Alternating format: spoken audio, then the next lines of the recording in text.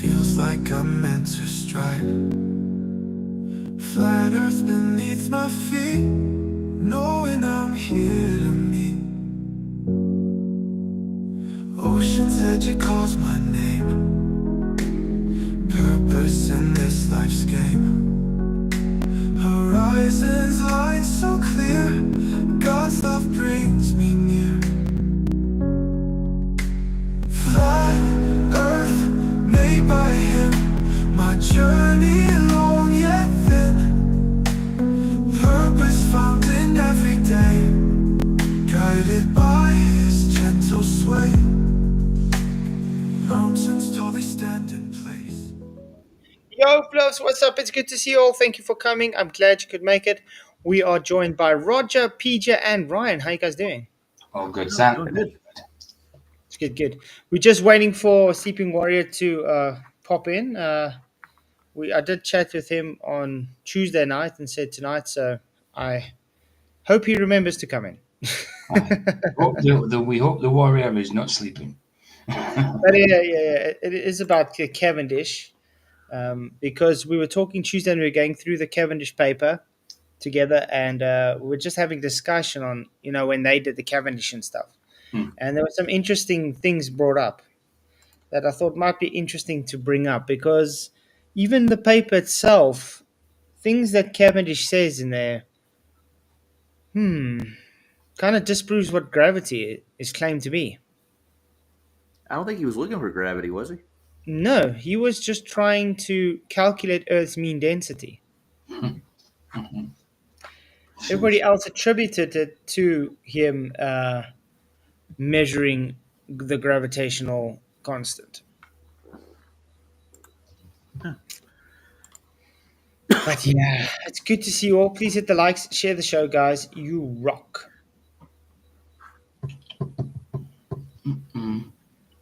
So, let's see what it says. Do you believe in gravity? Yes, 36%. No, 64%. Unsure, 0%. Hey, Rally Cartoon. Awesome. Thank you very much. Appreciate it. Waiting on... Well, today's stream might hit 400. It's 371, and that's the second part. The first part yesterday got 270, and today's is 371 so far. It's good though. I mean, today I noticed that I went up 9 subs during that stream.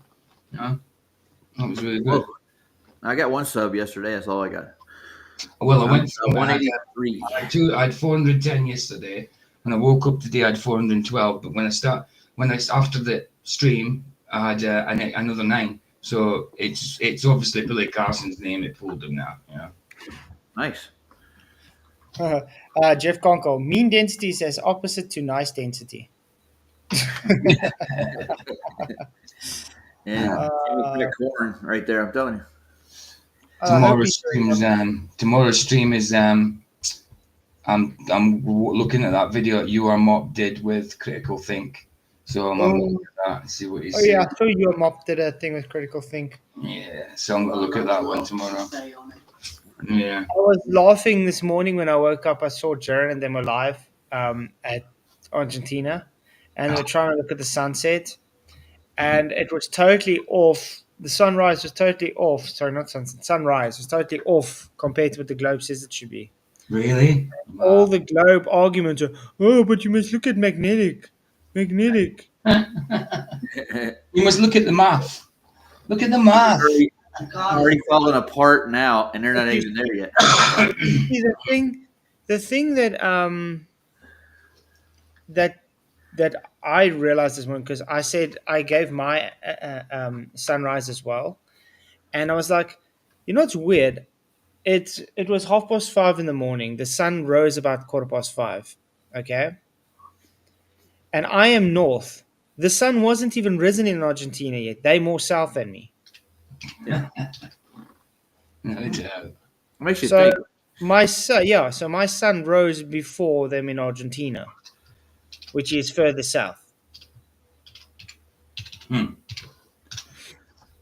Yeah, they'll have They'll have a lot of problems here soon. And I don't think they were expecting Jaren to get out and look at sunsets and stuff and find out where the sun is even before they got there. They'll have a math for it and say it's negligible. I saw 2 minutes of McToon's video as well. It's like, oh yeah, I'm here. McKeegan and Critical Think just had to go to the shops or something, and we had dinner together with everybody, all cordial, shaked hands, and spoke nice. And yeah, okay. They're not even doing anything themselves, like watching the sunrise, sunset. Well, he said he's trying to measure the dip angle. For what? Yes. You know what a dip measurement is? Does he have any idea? No idea. He doesn't. So that's quite interesting. We'll see what they come up with. Everybody's got their own little thing to do. I thought McCoon wants to see the horizon fall from elevation. That's what he's trying to measure. Yeah. Oh, okay. The guy doesn't know though that when he tries to take these measurements, it's based on a horizontal plane. That's it. You got to get an angle from somewhere, right? Mm-hmm. Oh man, Anthony Riley came up with the idea for the housekeeping questions originally, didn't he? For the Fed. Some of them, yeah. If Anthony doesn't show up, we'll have to do something else, guys. Oh no. But that's fine. I can always reschedule with him for this. Is he in Discord or anything? He's in Skype, but he's live. Uh, It shows online, but he hasn't read my message again. He might just be busy. Otherwise, we can do that Danny Faulkner one, which I was going to do. Why not? Yeah. That was a shocker. I didn't think Danny would hop on board with this, but I think Danny Faulkner was part of this from the beginning. you could be right. I could see that. I wouldn't be surprised that he was part of this from the beginning. He's got a lot to lose if they disprove the ball. Mm-hmm. Well, it's just weird that he's got that name, Answers in Genesis, when he doesn't take any. When it comes to flat Earth, he doesn't use Genesis. Yeah. You know? No, he doesn't. Mm-hmm.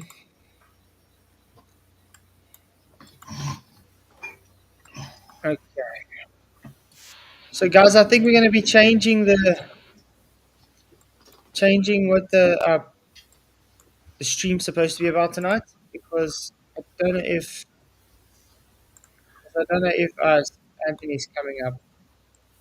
Now watch when you do this, Anthony will show up. That's Murphy's Law. Yeah, isn't it? I want to kill Murphy. So yeah, guys, if he does show up, we'll still do the Cavendish. Hopefully he does. Otherwise, we'll have to just reschedule for another time. Aye. Hey, Flash, where'd you get that old TV from? Well, this is that video from. Yeah. We are taking flat earthers. If you don't know, NASA makes clouds. And globe earth. Okay, I just want to get to where they actually start talking now, because it's just a bunch of stupid editing saying no final experiment. Yeah. But, Great.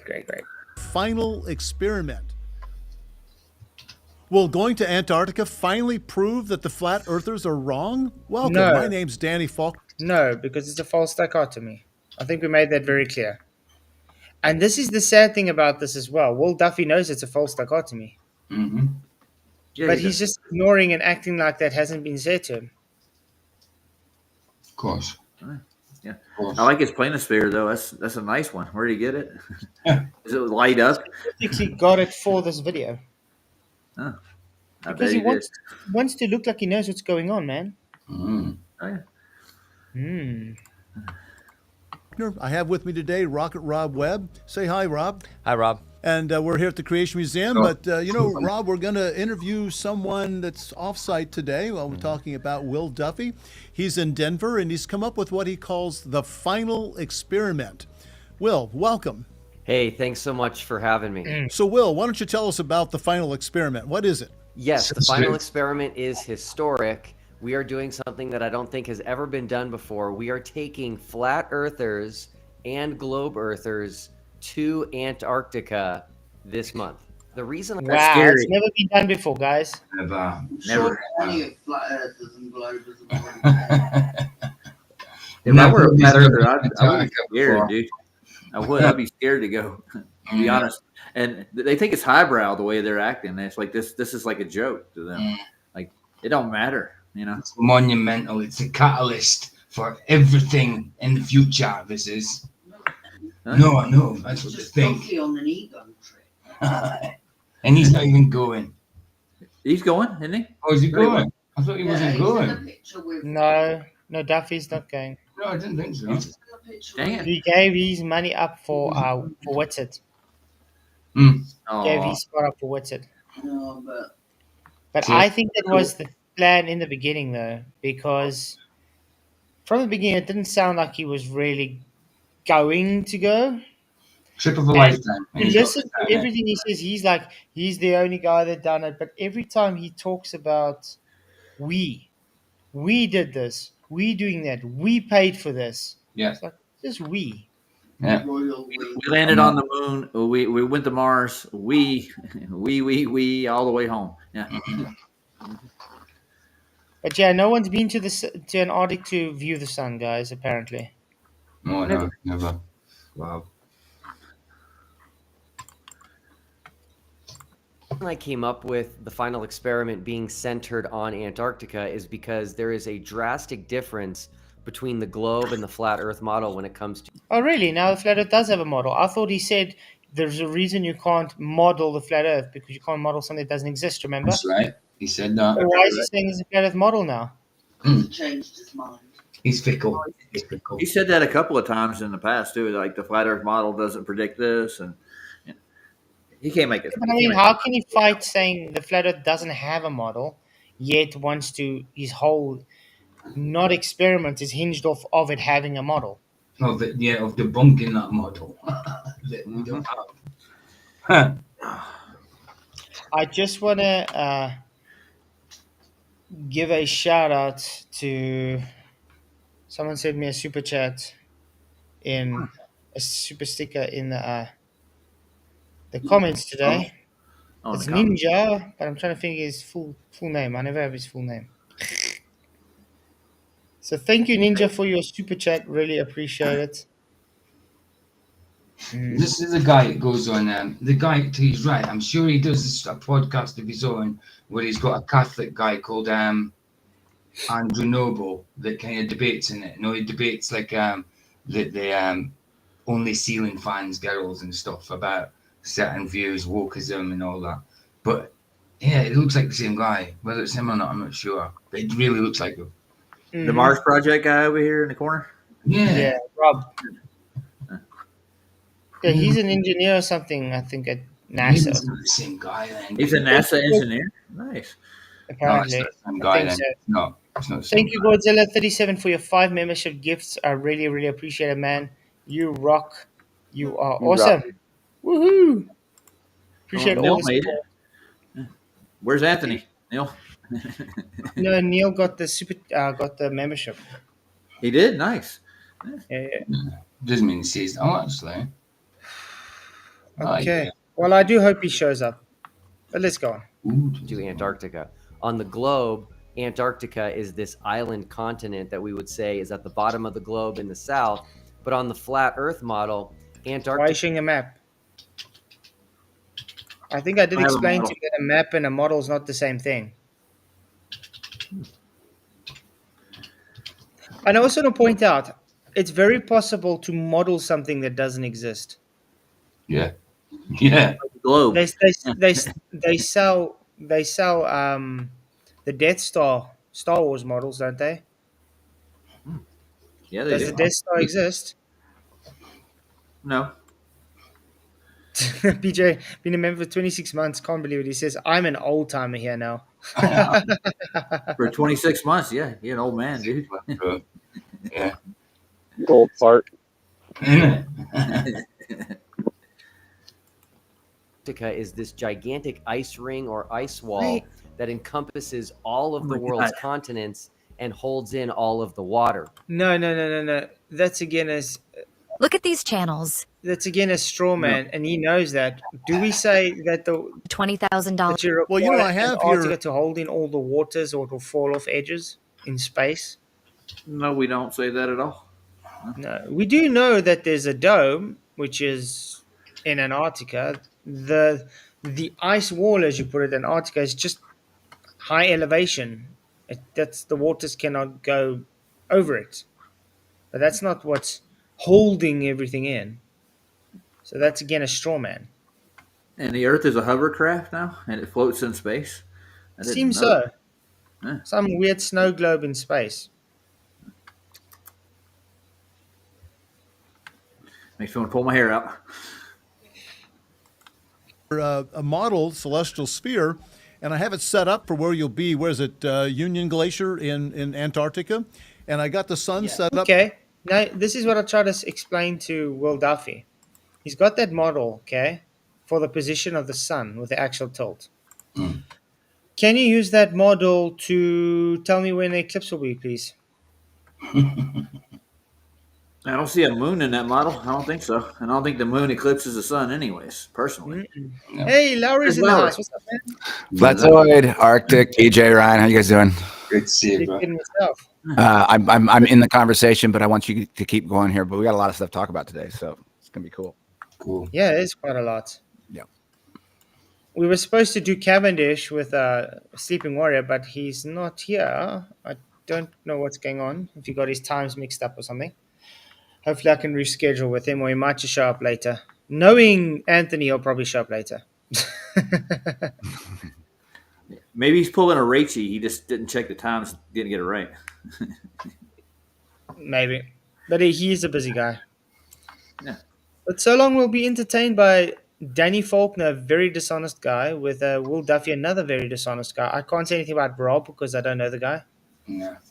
Yeah, but you're right. Danny Faulkner, yeah, not very honest, and well, guaranteed not honest. Mm-hmm.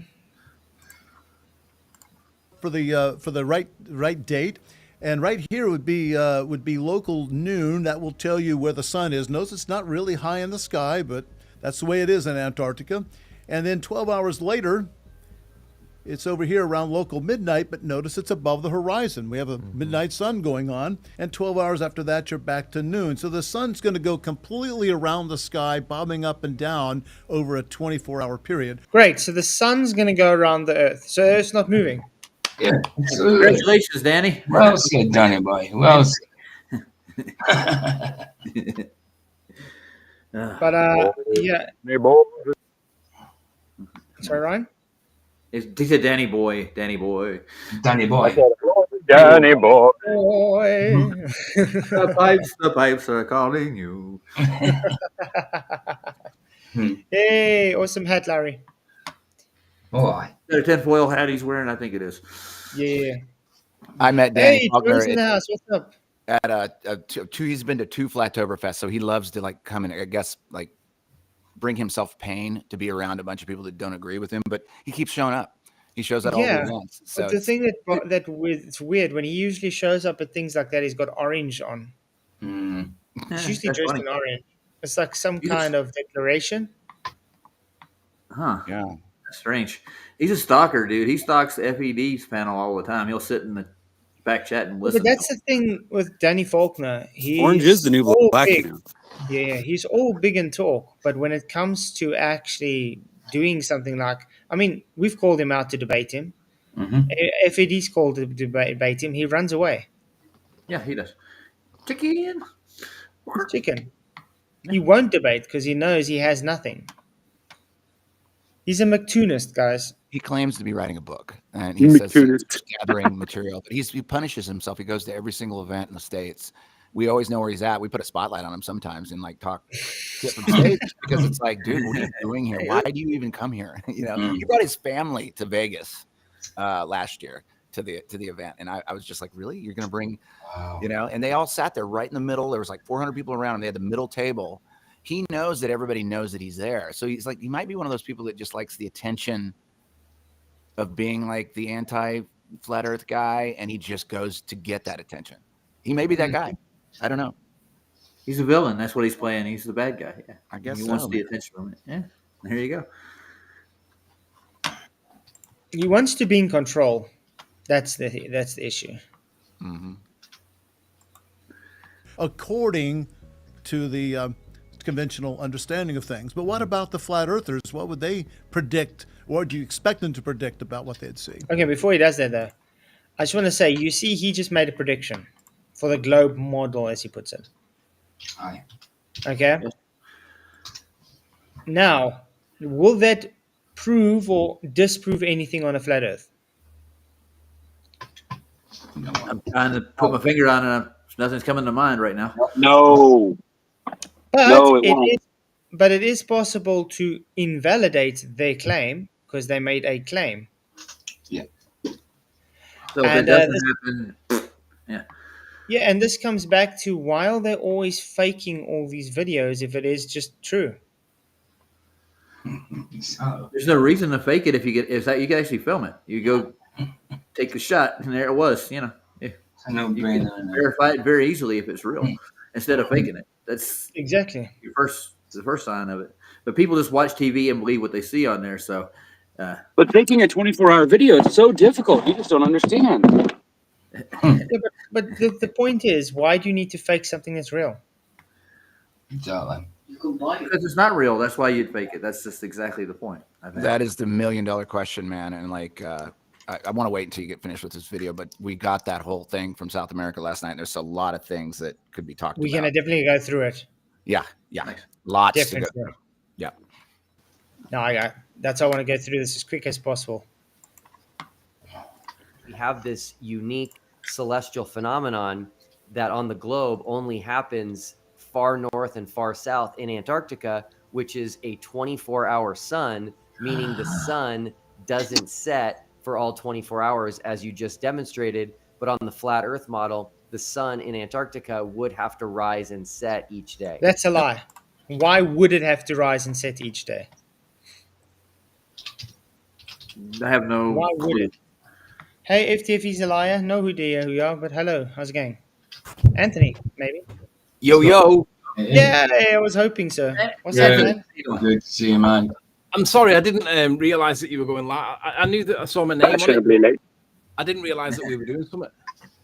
Yeah, remember this? We spoke Tuesday. We said we are going to do tonight for Cavendish. Yeah, if you'll have to forgive me, what were we doing on Cavendish? You'll have to remind me. We went through the paper, and then we said we're just going to chat about the Cavendish that you and Clive and stuff did. And the yeah, I remember. But we can always set it for another time if you want. It doesn't really matter. No. We're good, man. We're good. Because do you know what? One of these idiots, I can't remember which one it was, said that I'd thrown you under the bus. And did you see that thread? No. He basically did a short video where he got one line out of a video, a comment that I said, and it was basically he said something like, "I'd have to dig it out. I don't want to butcher it, but basically he reckons that I threw you under the bus." And I'm like, "No, you just don't understand what's actually going on here. He understands the argument. It's you that don't." And he took one line out of a sentence or a paragraph that I explained what was going on. He doesn't. Let me find it and I'll read it to you so that you understand, because it's. These people are just liars. But they're all based on lying. I mean, I don't know if you saw that guy debated last night as well. Oh, dude, that was awful. No, I didn't see that. That moron. Yeah. Wow. Yeah, he was fun, dude. Yeah. And he came under false pretenses. He came in with a different name when he knew he'd already been in before. Same night as that Christian that was in. Same guy. So, Anthony, I got a question for you right quick. Did you hear the new housekeeping question they put over on FED? What did I hear? No. What is it? Yeah. It's how can you have pitch data on a globe? They're going with that. How? Well, you've got to fudge it, haven't you? I mean, that pitch data, that whole argument there basically proves that the Earth is level. And when I say level, I mean straight. Because it would have to have there would be nose down data continually. Yeah, but that's the thing. When you look at pitch data, it shows the pitch data change when they take off and when they land. And if they do any bankings or stuff in flight, but the rest of the time, it just shows no pitch data at all. It's just straight and level. Flat. Very flat. But then, if you're asking that from the ball earth perspective, how can you have nose pitch data on what is the question? Say it again, please. Can you have pitch data on a globe? Can you? Yeah, it's necessary on a globe, is it not? Yeah. Either way, it's necessary. But the isobars, man. Isobars just like the level ground below it. Remember, the physical curve isn't physically showing data. Yeah, because we said it isn't. At the end of the day, that I honestly think that the fact that Fight the Flat Earth still argues for Newtonian gravitation and gravity being a force, he knows it's not, but he still argues for it. Tells everybody everything. Mm-hmm. For me, he's just pushing the convenient lie. Yeah, he knows it's not. I mean, imagine if imagine that you were employed as a private investigator to research whether or not your partner was cheating, and you found that evidence, and you then said to the customer that's paying you to do that, right, I found the evidence. It turns out that your partner is cheating on you. Do you want to see the evidence? And then they don't want to see it, or they pretend that, and it's like, well, at that point, you've just got to let them accept their own reality, right? You've got to let them accept that their husband or wife may well be cheating, but they don't want to accept it because it doesn't matter to you, does it? But obviously it matters to these people. So the fact that they still push that argument, still knowing that it's not a force, is just... It's insanity. It is. Yeah, push it too far. So did you guys catch the thing that I caught last night from Jer and Austin's stuff? You maybe you want to save it till you do the video or whatever, but did you catch the thing that everybody sort of caught that happened last night? So we talked about it many times in the past about how time zones don't work in the South, right? How what did you say? How what? Time zones. So the time zones, yeah. And I knew that Jer and Austin were taking a couple of arguments close to the vest, not telling anybody that they were taking down there. Well, they got on that live stream last night, and in my entire life, I've understood that most of the South American continent is in the Central Standard Time Zone of the United States. Lo and behold, it's midnight to them where they're at in South America, 2 hours ahead of me on East Coast time, which has never been the way. I mean, we can go woo-woo and call it Mandela or whatever, so they move the continent. But when you're doing a deception, they do it from a cartographic standpoint and from a time zone standpoint. And I did not expect that to be such a bombshell last night that they were actually 2 hours ahead of us into the Atlantic Ocean in the time zones. So then we went through this whole rabbit hole last night. Weiss sent me down how time zones are all like, you've got squares, you've got meandering. It doesn't work on a till, doesn't work on a ball.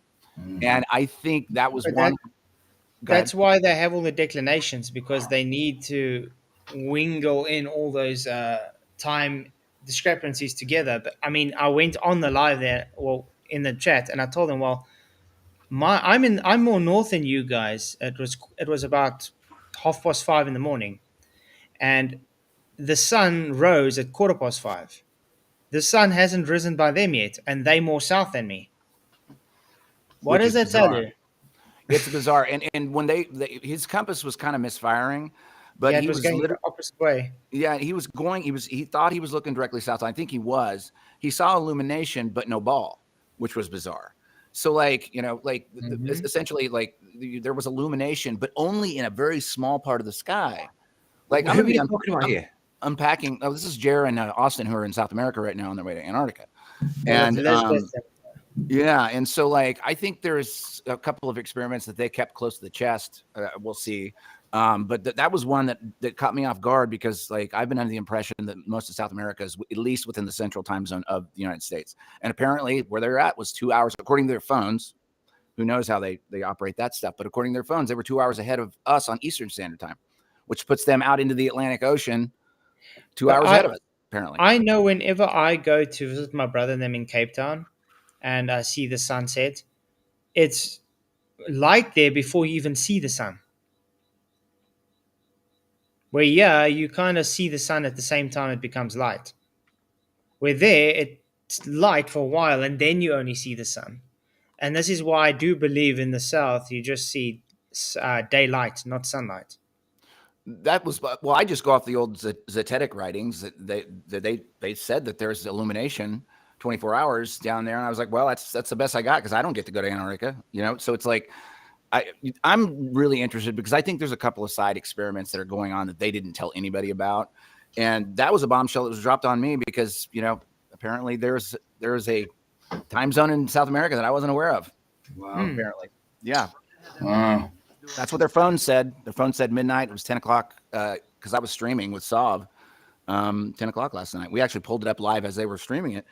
And we immediately went into like lockdown. I was like, wait a minute. What do you mean midnight?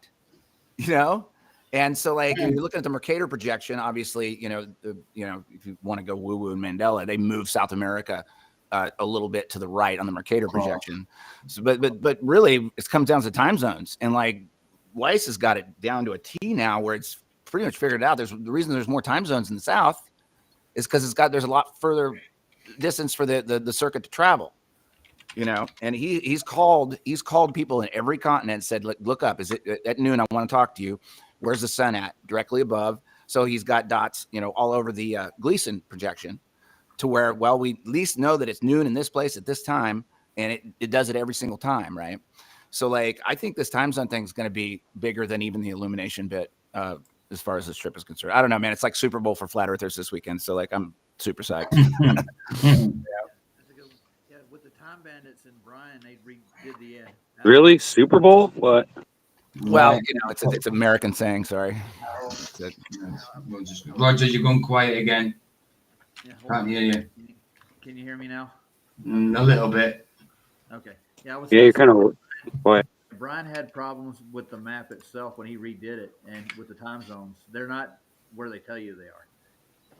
It's kind of strange. Yeah. It's very curious to me. It is. It is. Are they in Buenos Aires? No, I can pull up the tracker. They have this. The assholes put it on a ball, of course. Sorry, I've got to ask. You'll have to fill me in. Forgive me for being really ignorant. I've not been up to date for a while. Who is they? Okay, so Jaren and who? Jaren and Jarenism of Jarenism and Austin Witsit Gets It, along with Lisbeth, who I don't know very well. She's still curious to me, but the three of them were invited to go to Antarctica to view the 24-hour sun. They're calling it the final experiment. It's not. It's an observation. But they are in Punta Arenas. Yeah. And so apparently that's 2 hours ahead of us on the East Coast. I'm in New York City. But look at that. Sure doesn't. I'm looking now at sun data, okay? For Punta Arenas. And their sunrise is supposed to be at 5:11 in the morning. At 132 degrees. And they were showing that it wasn't at 132 degrees. Yeah. Directions are going to be important on this because if you're a ball earther, you can't rely on a compass because a compass is going to give you a wrong reading according to the ball earth model because of magnetic declination, right? But I've been pushing this point for a long time and nobody gets it. If we're on a ball and declination is true, therefore, you can't rely on a compass. So what I would expect Jaren and Austin to do is be pointing the compass at the horizon and it not match up at all with any of the predictions. But that doesn't mean it's a ball. It just means that whatever's going on with the compass, it's not consistent with their model and they need a correction. So they will have declination as a correction. My view is there's no such thing as declination. The compass is totally reliable. It just doesn't match up with the ball earth model, and that's why they need an excuse. Of course. They also that's already happening too. Yeah. They were having problems with the compass last night, but they were using a compass on an iPhone. I really hope that they actually have a real compass, because the iPhone can even be messed with. Well, what's going to happen is, as far as I am aware of this story, right, but I'm not aware of, I didn't know it was actually beginning to happen. So they're now in the southern tip. For me, in my opinion, one of two things is going to happen. Either they're going to go there, get the evidence, but then there's going to be an accident on the way home and they'll all die. I know that's morbid, but that's what I think is going to happen because they can't allow this information to come out. Or they'll go there, or they'll say they're going there, but for some reason, the trip will not happen based on what happened with Greater Sapien. Regardless of whether Greater Sapien stole money or not, that trip did not happen. And reasons are irrelevant. The point was, we said it wouldn't happen. It did not happen. So based on that evidence that we've got so far, the trip will not happen, in my opinion, and they won't go. Well, they're in Argentina at the moment. Anything can happen that they're stuck there. Yeah, and we've done these narratives over the course of the last 6 months. We've exercised every single last narrative of what could happen. So we're kind of at the place now where like, okay, now they're at the tip. Are you going to go in there or not? And what we have, the latest data that we have from them, strange stuff, was a time zone thing. They did think they were looking south according to their iPhone compass, and there was illumination in a very small portion of their angular viewing from, say, right to left of illumination, but no ball, which was bizarre. So that's what we got so far. Did you just say they were looking south? They, according to their compass, they were looking directly south from Punta Arenas. Shouldn't they be looking north? They should be looking at. They should be looking. The sunrise was supposed to be 132 southeast, and they were looking right. They were looking not southeast. They were looking directly south at the sunrise. Yeah, but it wasn't. No, not a sunrise. It was at midnight, Punta Arenas time. Midnight, just a small bit of illumination directly south. Light that they could see. Yeah. No sun. No sun visible. It's just daylight. Hang on a sec. That lights up, right? So I'm not too far from Aberdeen. I am about 5 hours away from it, but I've got a friend that lives in Aberdeen, and Aberdeen's on the northern side of Scotland, and he said that they almost get a 24-hour sun in summer. Yeah, and obviously I was born there, so I'm from there. Yeah, so like we're on the 50th parallel or whatever it is, and we almost see a full sun in the summer, right? Definitely. But we're looking south to see that. Right, we're not looking rising these sets. Yeah, we're looking south when we see that, right? They should be looking north because according to their model, the sun's over the Tropic of Capricorn, right? They shouldn't be looking south. Why? I don't understand. Why would they be looking south? That's a good question, actually. I think just that was their first inclination, was to point the camera that direction to see what's going on south. But yeah, if it's on the, you're right, on the current working model, it still should be to the north of them at Tropic of Cancer, correct? Am I right on that? Because in Aberdeen, if you look north, the sky is black. Black. You've got to be looking south, and you get illumination of some kind. There's no sun there, but it's not dark. It's not pitch black. Very grey. So they're already south of the Tropic of Cancer. They're already south of it. So yeah, and with that logic, they should be looking the other direction. Right. So one of two things is true then. Either where can I find this? Forgive me. They're probably in the north. They're lying. Go to the-final-experiment.com, and it shows this globe tracker. Of course, they put a globe on there for it, but it shows where they're at currently on a globe projection. Unfortunately, we don't have enough, Gleason projections to work with in tech, but it shows generally where they're at. And yeah, they're south of. They should be looking the other direction to see the sun circuit. If I'm thinking of this correctly, I mean, correct me if I'm wrong, but I'm just kind of trying to get my arms wrapped around like what they were looking at. I think their first inclination was to point the camera south to see what was going on. And no, that can't be. They couldn't be. Your first impulse wouldn't be to point south. You're going to be looking at where you see the sunlight, regardless of its direction. So that's what happened. I mean, we have the video. I think Flatzoid, do you have bring it up? Yeah, I need to see this. Okay, I'll bring it up. Because the problem they're going to have is establishing what is the direction that they're looking, because when you're that south, you can't see the North Star, and there is no South Star. You've only got the rotation of the sky, which they say is the South Pole, but you haven't got a way of knowing where North is, even if you can establish South, because South has got to be 180 from North. You can't see North, so you're just assuming that that's 180 from North, because that must be the rotation in the pole. That's the Southern Pole. But the reality is you have no idea whether that's true south or not, or magnetic south or not, because you don't know where north is. You would have to know where north is to be able to say, yeah, that is 180 from north. But in real world, I know that it's not, because declination wouldn't exist if it was, because they wouldn't need a correction. So they're looking at the sunlight. So hang on, you're telling me that's the sunlight now? And so this is south.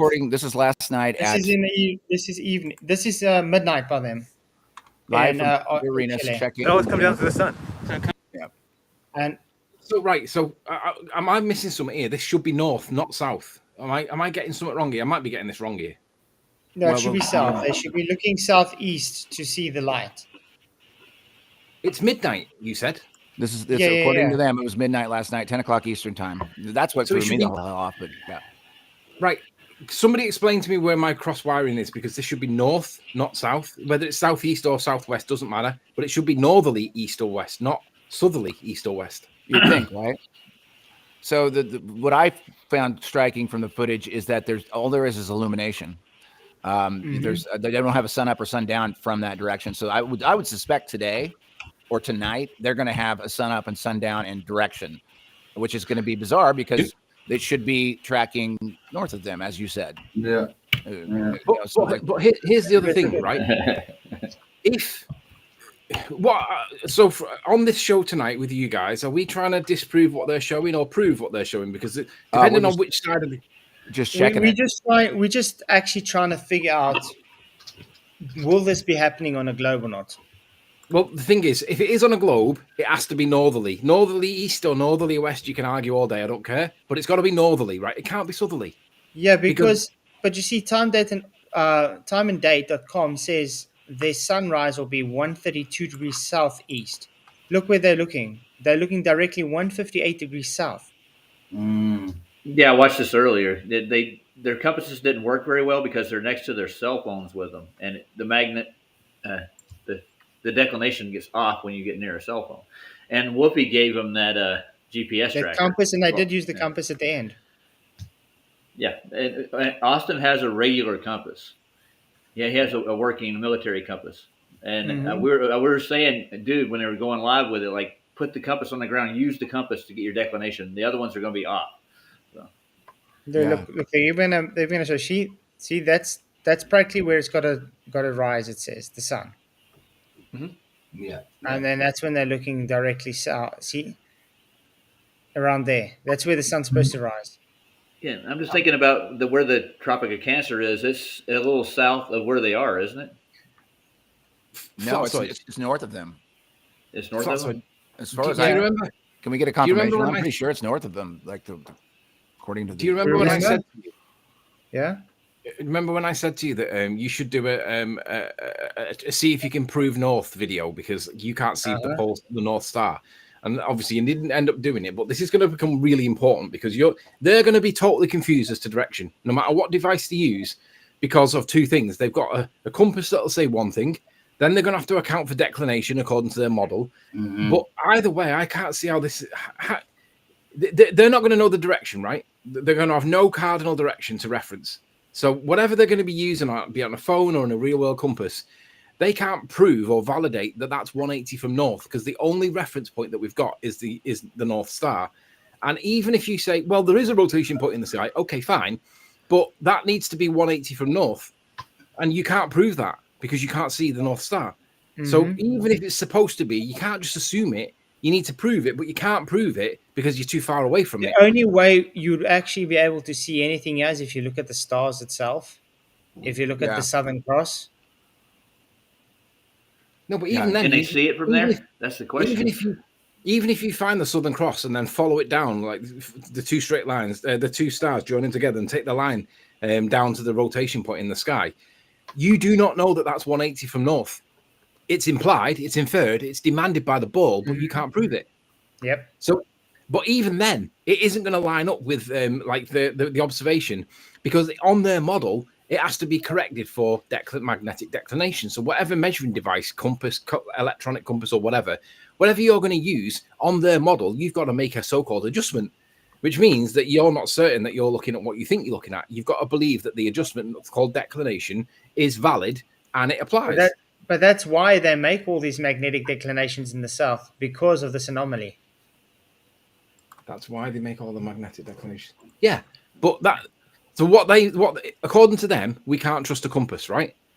Which means that they've got to apply magnetic declination. But in real world, you've got Jaren that's looking at the sunlight, not the sun, but he's looking at the sunlight in a southerly direction. We need a ball earther, because I can't. Here's the bugger of it. The way I'm just thinking about it just now, as we're talking about this together, is you got.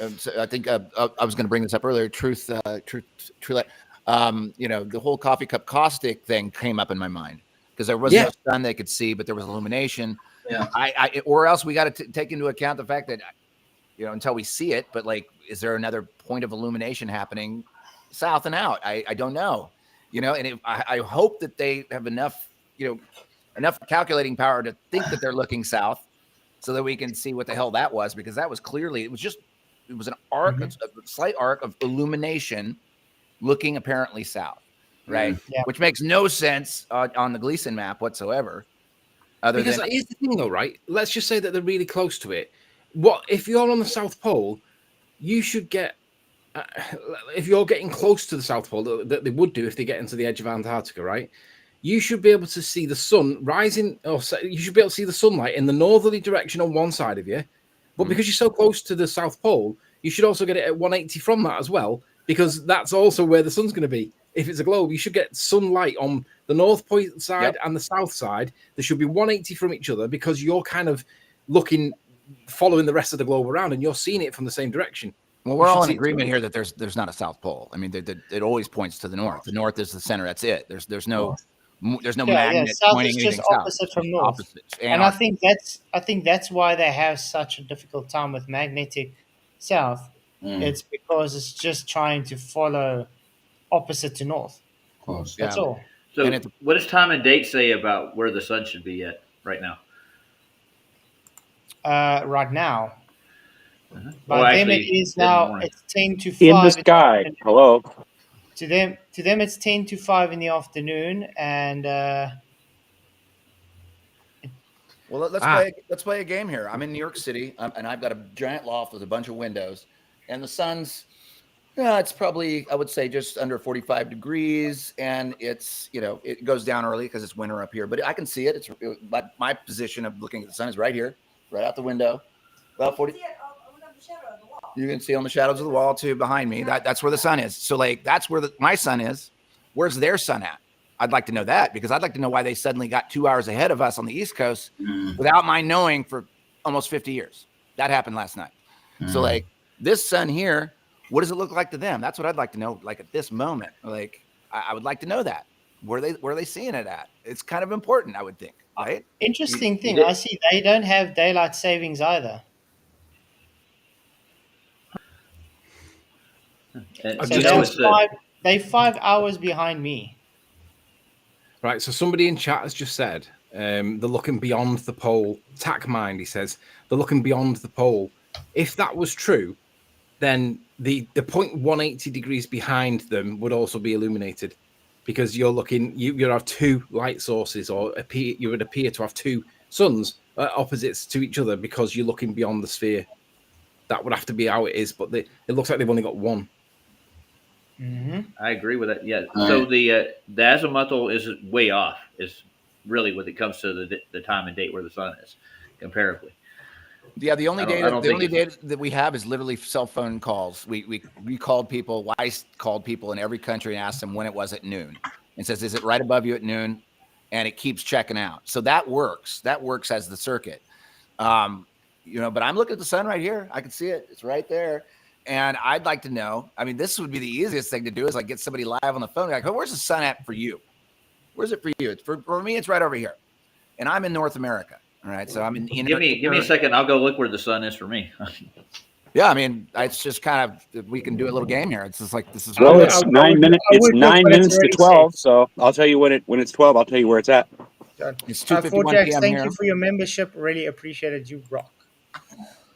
Plague Zero, where have I been? I kind of lost interest in it when I fell out with Nathan over something that you just wouldn't realize. I don't want to go into it, but when you have a disagreement with someone and that person can't see that they might be wrong, or choose to double down and start muting you and all that kind of stuff, I accept that when the rumpus or people like that are rumpusing and they're doing that kind of behavior, it deserves that behavior, that muting thing. But when it's somebody that's like me, that's not a troll and doesn't agree with you and tries to explain why, and he either chooses to ignore it, or he just doubles that, or he just can't see it, I've just got to take a back step and just think, I can't work with these people if they can't see it.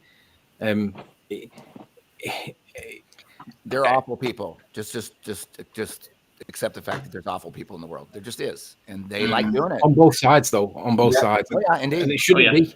Indeed. It shouldn't be. If I disagree with Flatzoid over something, I'll talk to him in private and I'll say, right, this isn't right because, But and then you he'll see, say, well, it is right but that's the because. thing with us, Anthony. We're able to talk things out, and we're able to understand if we don't agree with stuff. That's about it. That's what ends. We don't like just, you know, you're wrong, and go crazy and write the person off. But Or whether something. or not somebody is a troll is a decision that a person makes individually, right? So, I mean, you kind of have to look at that too. Is it psychologically, it's your decision on whether somebody's trolling you. So because of that reason, so anybody could be a troll. I mean, I could be a troll even though I'm agreeing with you, right? If somebody decides that I'm trolling them, then I guess I'm trolling them, right? Yeah, but it's not just that. Though, you do have troll communities who would go about. You know what's interesting? Oh yeah, I know what you mean by that, but I'm just saying, in general. Yeah. In general, yeah, of course. Well, the sun to me is about 20 degrees down. It's 1 o'clock, so it's going down. All right. Where were you at Arctic? I'm looking Denver, at Colorado. Yeah, so you're in Denver. Okay, so you're in Denver. So you're east of me about 1,000 miles or so. You're looking at it at you're looking. Sam, tell me those degrees again. It's about 20 degrees down in the sky from high noon. Interesting. Looking at the weather forecast for Antarctica, it's mostly maybe a little lower, cloudy for the next 14 days. Imagine that, shocker. Sorry, they leave in the 16th, correct? Say that again, Flatzoid. What did you just say? This is Antarctica. Let me just make it bigger. This is the weather forecast for the next 14 days there. They're leaving on the 16th, Monday, correct? Yep. Yeah. That's right. Yeah. So when they get there, it's going to be overcast, hardly see the sun. Wednesday, they won't see the sun at all. No. Thursday, it's going to be cloudy. Friday, it's going to be cloudy. The last day, I think, is the Saturday, which might be sunny. Huh. No, it's not. That's going to be the day after they might leave. Be. Hang on. Can I ask an obvious question here? I don't mean to be ignorant, but why are they not doing this over like Friday the 20th, Saturday the 21st, Sunday the 22nd? Because that's where the longest day is for them, right? Yeah, the 21st is the solstice for us. It's a winter solstice for us, so that would be, I guess that's the summer solstice. Yeah, the 21st, that would be the ideal day to do it for sure. Hey, because all they'll say is you wouldn't expect to get a 24-hour sun. It wasn't the longest day, you moron. There's their out. Yeah. Hey, Antarctic, can you tell me what direction you see the sun at right now? Is it, to your reckoning, is it still east of you, or is it south of you, or is it west going over the mountains? I'm curious. I don't have a compass with me right here. Couldn't tell you exactly what direction. I do have one. I can go get it. Best reckoning is all I'm asking. Is like when you went out to look, did the sun look south and east of you, or south and west of you? Just for my reference, it's not a big deal. Oh, they're saying Duffy did go, by the way. Yeah, I thought he was. Sure if Duffy got ALE to told him if he got enough people to go, they would let him go, and he got enough. Okay. Duffy did go to where? With them to. That's why they added the last guy to make sure Duffy could go. I get it. Oh, right. 1 minute. I'm gonna get my compass. It will take me long. Okay. Well, here's the thing. If he goes and gets his compass, right, he's still going to have a problem with determining what is true, the true bearing he's looking at, because he hasn't got an objective true position, a true reference point. He hasn't got a North Star. I'm just doing it from a reference, a simple reference. Guys, I want to see what it looks like to him versus me. I'm seeing on the fun experiment thing they're leaving tomorrow. Okay. Tomorrow. So that's the 13th. Tomorrow. So tomorrow is Friday. They might not have any chance of seeing the sun at all.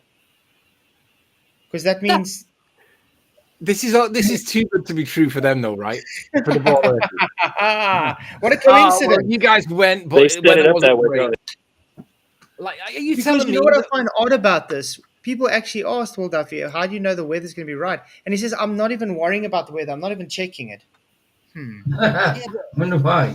Well, did you find it a little bit curious in his confidence overall approaching this? He went from neutral to just ultra confident glober. Oh yeah, he went to ultra anti-flat earther, like straight. And also clearly coached. Like he wasn't talking like that when you debated him on the modern day debate. He wasn't talking like that not even 2 months ago.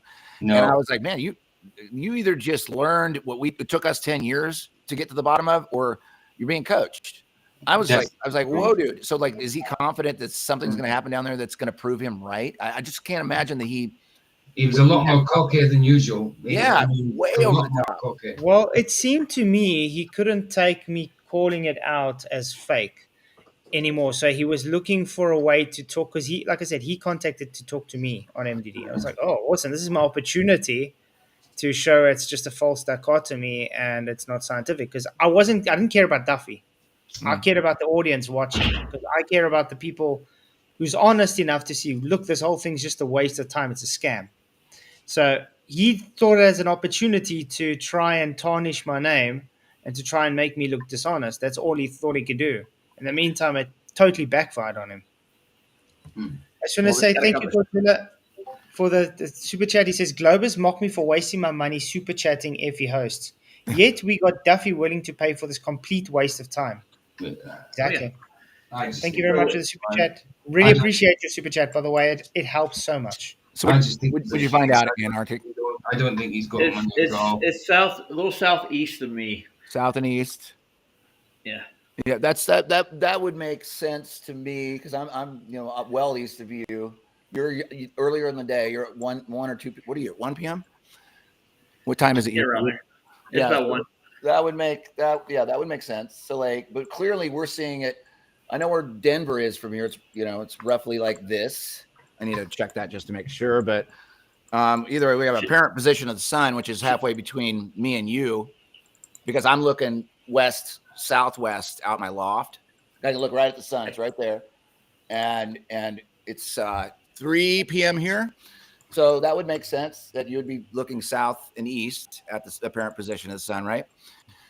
So, that would be really curious to me. I'd like to find out where they're seeing it at. I would like to know right now if I could get a hold. I probably could reach out to Jaron actually and just see. Hey, Nicole. Well, if we see, yeah. I'm gonna have Nicole try to call Jaron and then see if we can get it something.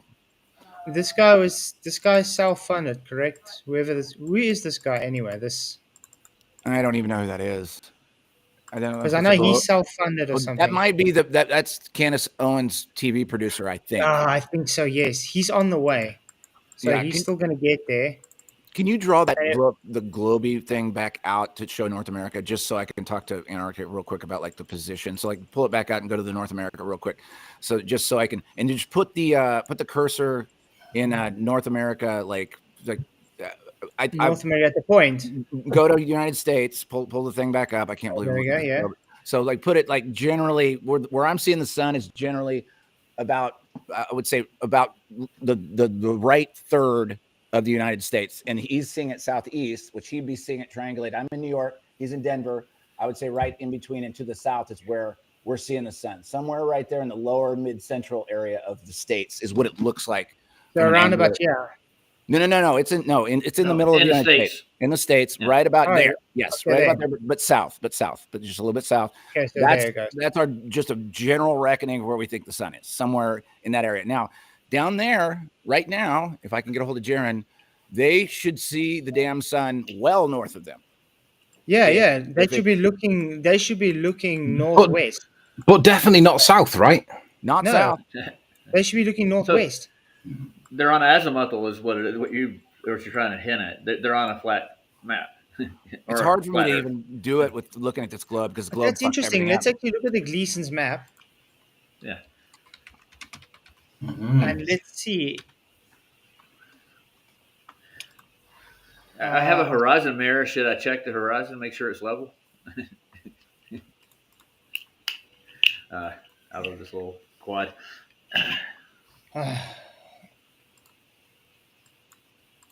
They should definitely be looking north, though, on the ball. Even at an angle to get a sun.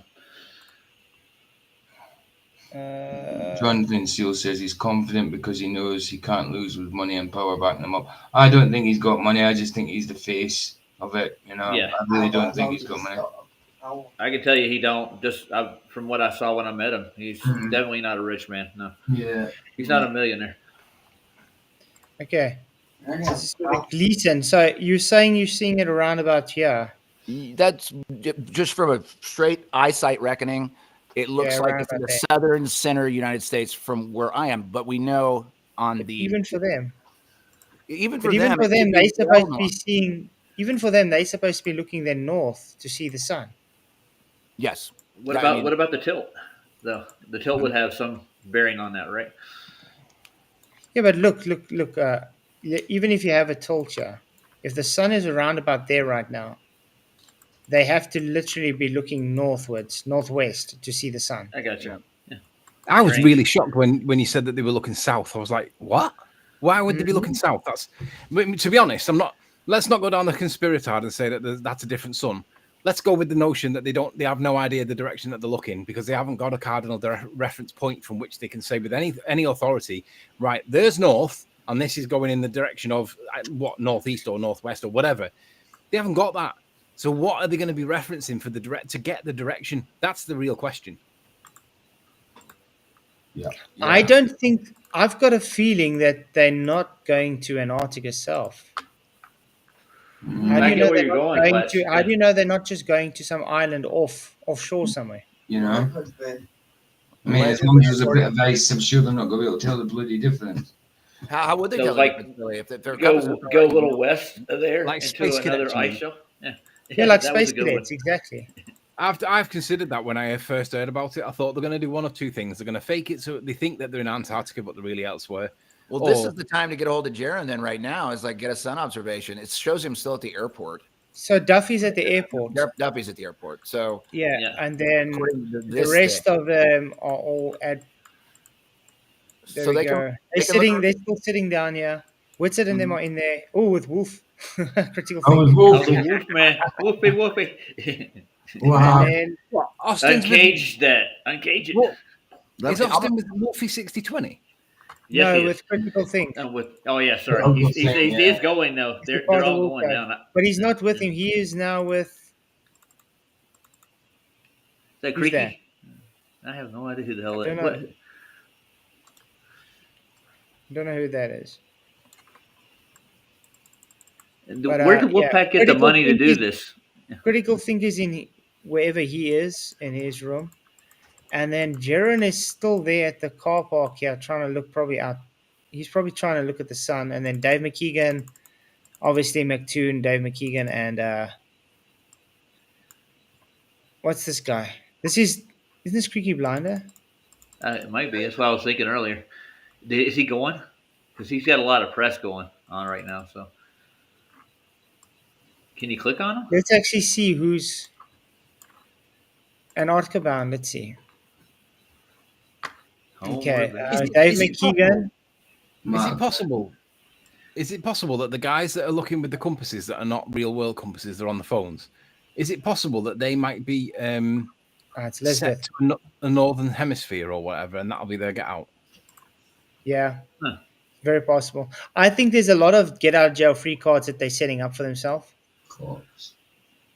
Of course, you know what I mean? In case something happens. So yeah, Elizabeth is that one. So Elizabeth is with them.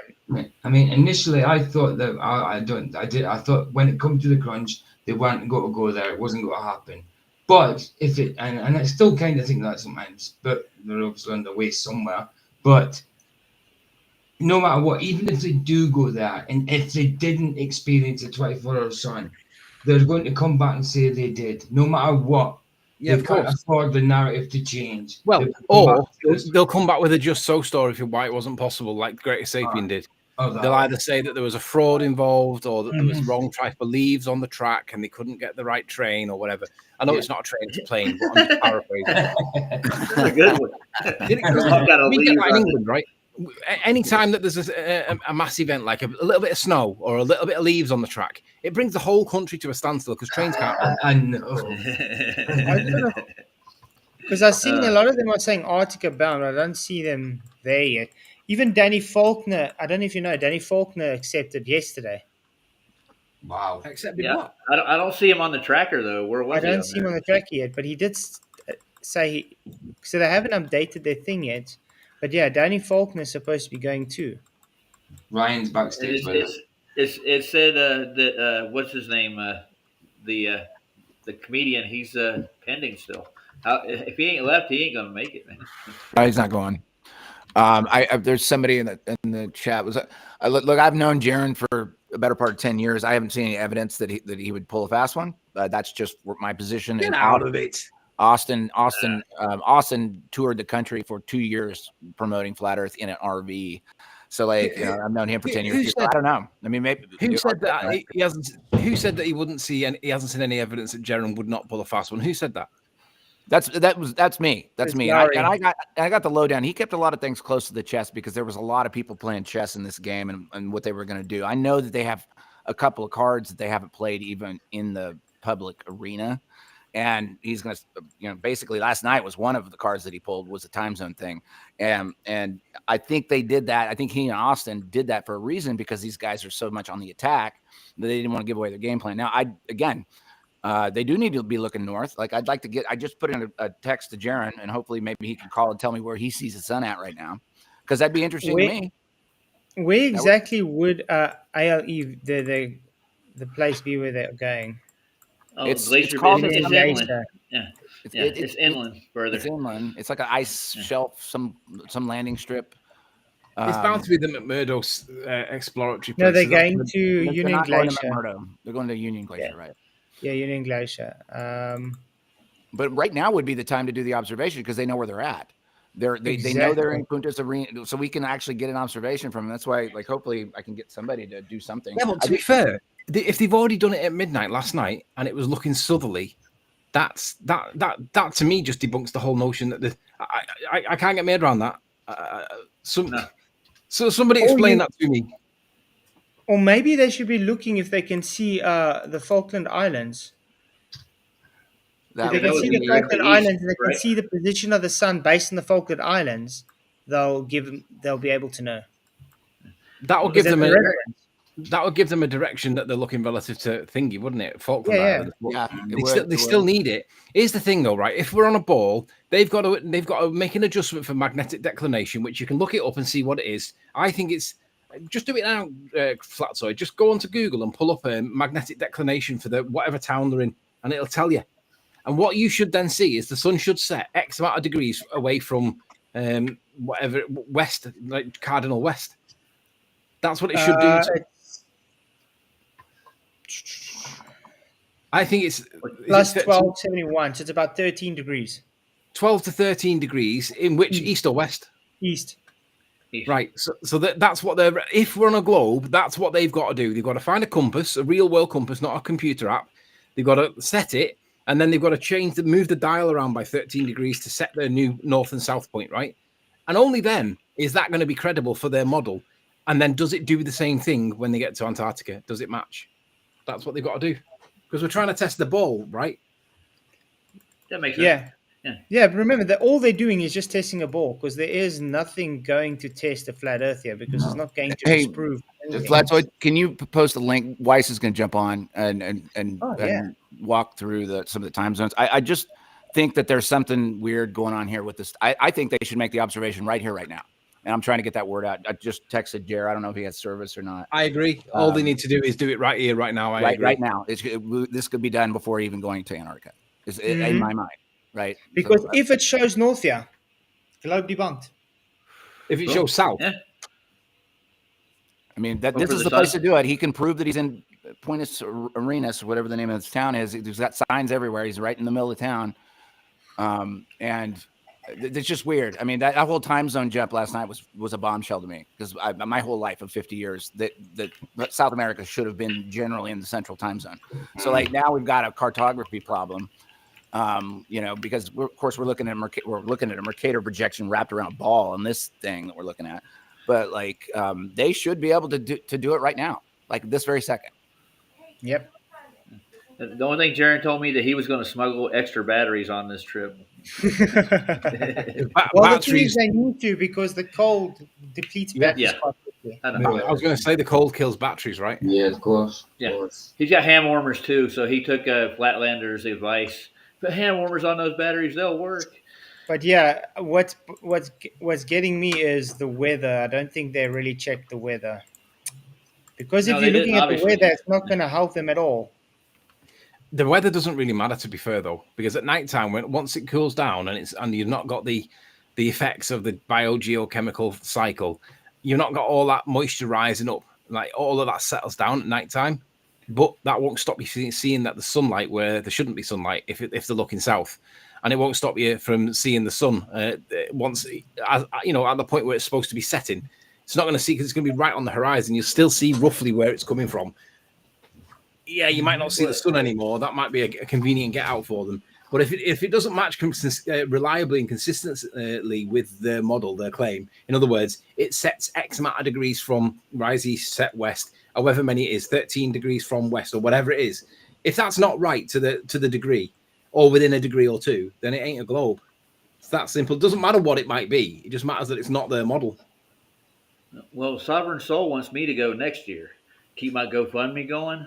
So he's going to help me push it, dude. No, I think check it out. Hell of an idea. Next year is go search for the dome. Oh, okay. Well, I'll go look for the dome for sure then. Because I'll take off on a hike. But don't you find that odd? When I spoke to Duffy, I asked him, well, you're willing to go do a false dichotomy to look what the sun does, which doesn't disprove a flat earth or a globe. But you're not willing to go and look for the dome. His whole argument was, I don't believe in the dome. So we don't believe in a globe. Pick your poison, dude. Yeah. He ain't going to do it. So don't you think that will be more definitive if you find a dome or not? Definitely. And more than likely you will because of the antecedent consequences of antecedent consequence, exactly, for gas pressure. Is David Nobody Weiss seems to care about it.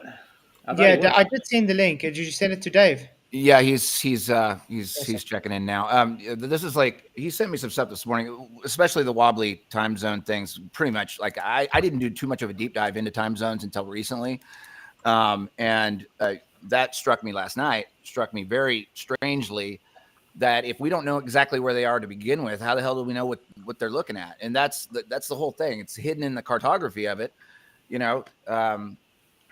Yeah, he sent you the link. Now the link. Hold on a second. Weiss is. They're never going to be able to establish what is true north. They're never going to know the direction that the sun's rising or setting in. Well, Adam Meakin had a problem, and he wanted to use the moon and the ephemeris to plot the time zones when he did the Time Bandits thing on FED, and he had problems with it. You got to go do a lot of research, or you have to go travel these places to actually get exactly where you are using the moon as your reference. You know, I think that's how they did it back in the day. So who thinks that they're going to make this journey and get back safely? I don't think they're going to make it. I think the weather's, they're going to say, sorry, the weather's too, unfortunately, you can't go fly out. Yeah. I don't think they're going to make it either. They're stuck there. Yeah, they're not going to leave.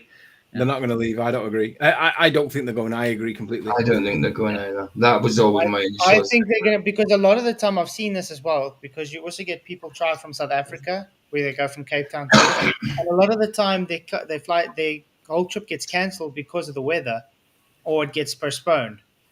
And if you're looking at the weather forecast now, it's actually quite bad. They might not be able to go. So, but they can still do an observation, like right now. That's like the point. Where they are. That's why I'm happy where they are. They can do an observation. They can do it right there. But to Antarctica, I don't know if they're going to go. Hang on. Let's be clear with the weather, right? You just said that. I don't mean to be picky, but what you just said then was the weather's not good, right, or bad. It's not. It's just cloudy. It's the middle of the summer. But it's not ideal for them. It's not ideal for an observation, I agree, but that doesn't mean that the weather's bad and they can't go. So if it does get cancelled and they blame it on bad weather, I'm sorry, but it just being cloudy does not stop that trip from going. It doesn't. I agree. Hey, Dave, what's up, man? Hey, what's going on? Good. Hey, Dave. So I watched your live stream with that guy the other day, one day after Zulu 1 died, and you've stepped up massively, Dave. Your presentation skills were brilliant. I don't remember which one, but thank you. I did like 5 the day that he died, so I appreciate it. It was the guy that was claiming to be a flat earther and a ball earther, and right at the very end, you said to him, "If I hold a gun to your head within 5 seconds, is the Earth flat or round?" And he said flat. Listen, I appreciate that from you. I appreciate that coming from you. You know, and we all have our own styles, and you there's were so really much, good. I appreciate that, and I do my best, and I always second guess myself more than anyone else does. So. Trying to improve, you know, and I learned from everybody. I learned from everybody. I learned from Flatzoid, right? I don't agree with everything Flatzoid says, but I take the good and I do the best that I can. And I do agree with most of what you say. So, You seriously, your presentation skills. I mean, I don't agree with everything you say, as you know, but your presentation skills and the way you presented your arguments was top draw, man. Really, really good. It. I thank you, man. You have upped your game for sure, man. Well, I better have after 1,200 fucking interviews. After the Jesse disaster, that's for sure. Oh no, Jesse Lee, don't bring that up. That was a great one. Are you kidding me? I just re-uploaded that. That's a great interview. Come on. You got more flack from us than anybody, dude. I was tipped off that as soon as I said the Earth was flat, he was going to go, you don't believe in mountains and valleys, and so I wouldn't let him go there. And it was great. It just showed what a retard he was. So, Dave, do you believe in mountains and valleys 100%? No, I don't. I don't. The Earth is actually perfectly flat. And with that, I doubt. Dave, it was the James Lake show, if you remember that one. Okay. Yeah, that was a good one. I like that guy. That guy was good. That guy was That's awesome. the one I saw. Hey, Weiss, we think that they can get an observation right now. We think they don't even need to go down there. We think that they're in a place that they know at least exists on a map, even though I found out last night that it's 2 hours ahead of us now. I never knew that in 50 years. We think if I already tried to reach Jer, like they can do an observation right now. I'm looking out my window, looking at the sun. They've got to be looking northerly, Dave. Dave. Looking at from Denver. We've got a general reckoning that the sun or parent position it looks like in the southern central part of the United States, whether it is or not. They can do an observation right now where they're at. How so? With a proper compass. But they've got to be looking northerly. They've got to be looking northerly. Yeah, because if we're seeing what we're seeing, I just want to find out. Hey, Sean from Kingdom Context, good to see you, man. He asked, did any of them take a drone? Do you guys know? I don't think they did, dude. They wanted to get a balloon last night and put it up in the sky. They were going to go get one this morning. See, because Lowry's saying he can see the sun around here. That's the so that means position. They would have to look north to see the sun. Northwest around. That would make sense. So you've got some sort of phenomenon that we don't understand yet. If they're not seeing it to the north, but they should be able to, if they can get a compass to point, north, accurately enough. Somebody needs to make that observation right now before they get on a plane to go to before they some place they don't understand. I mean, I have a brand new appreciation for South America because it's not the way that I thought it was. So who knows where they're going to go? So, but they can right now because they can prove that they're in that town. They should be able to look northward and see the sun in that position in the sky. That's what we're saying, Dave. So check this out. So on a ball, you got your time zones, and they go. You got 24 sections from the north to the south, right? From the North Pole to the South Pole. You got 24 sections like in an orange, and so here they are from north to south. But when you tilt the ball, all time zones are completely trashed, right? Because this is the time zone now. Right? This is the time zone. So it crosses all of these time zones. Time zones make zero sense on a ball. Right. I agree. That's because the oceans are not as big as the size that we're told. The oceans are not the size. Because the thing is, what I saw this morning when Jaron and them were looking at that part of light and they were looking directly south, I'm like, for me, it's 5:15 in the morning. Okay, I'm 5 hours ahead of them. But I'm more northerly than them. Okay, I'm about here, okay? So I'm way norther than them. And the sun rises quicker for me than them. Wow. What do you mean by quicker? I guess, okay. So So in other words, I don't look south to see my sunrise. You see, your sunrise. I got you. Yeah. I don't look south to see the sunrise, and they were looking south to see light. Okay? But the thing is, their sunrise is southeast as well. So they have to also look, I wouldn't agree that they have to look southeast. I think they have to look northerly. There's some kind of phenomena that we don't know is something. Right now I'm trying to get somebody to call me from down there. Weiss, I got a message into Jaron. All he has to do is walk outside right now. All he has to do is walk outside and get a compass reading that we hope is correct. Yeah, if Jaron or Whitsitt can just do that quickly. I mean, there's two readings though, right? What the compass reads will say whatever degrees it is, but then according to the globe model, they've got to adjust for magnetic declination. So they'll have a compass reading, and then there'll be the adjustment reading based on declination. And that to me, that's just folly. The compass is the compass, and it tells you the truth. Did you guys see when they were trying to use the compass and the phone was affecting the compass? Does that happen here in the north also? I can try it out right now. I got a compass right here. Try it. See if your phone affects it here, because I'm wondering, like, maybe the magnetic force down there is so weak that the phone does interfere.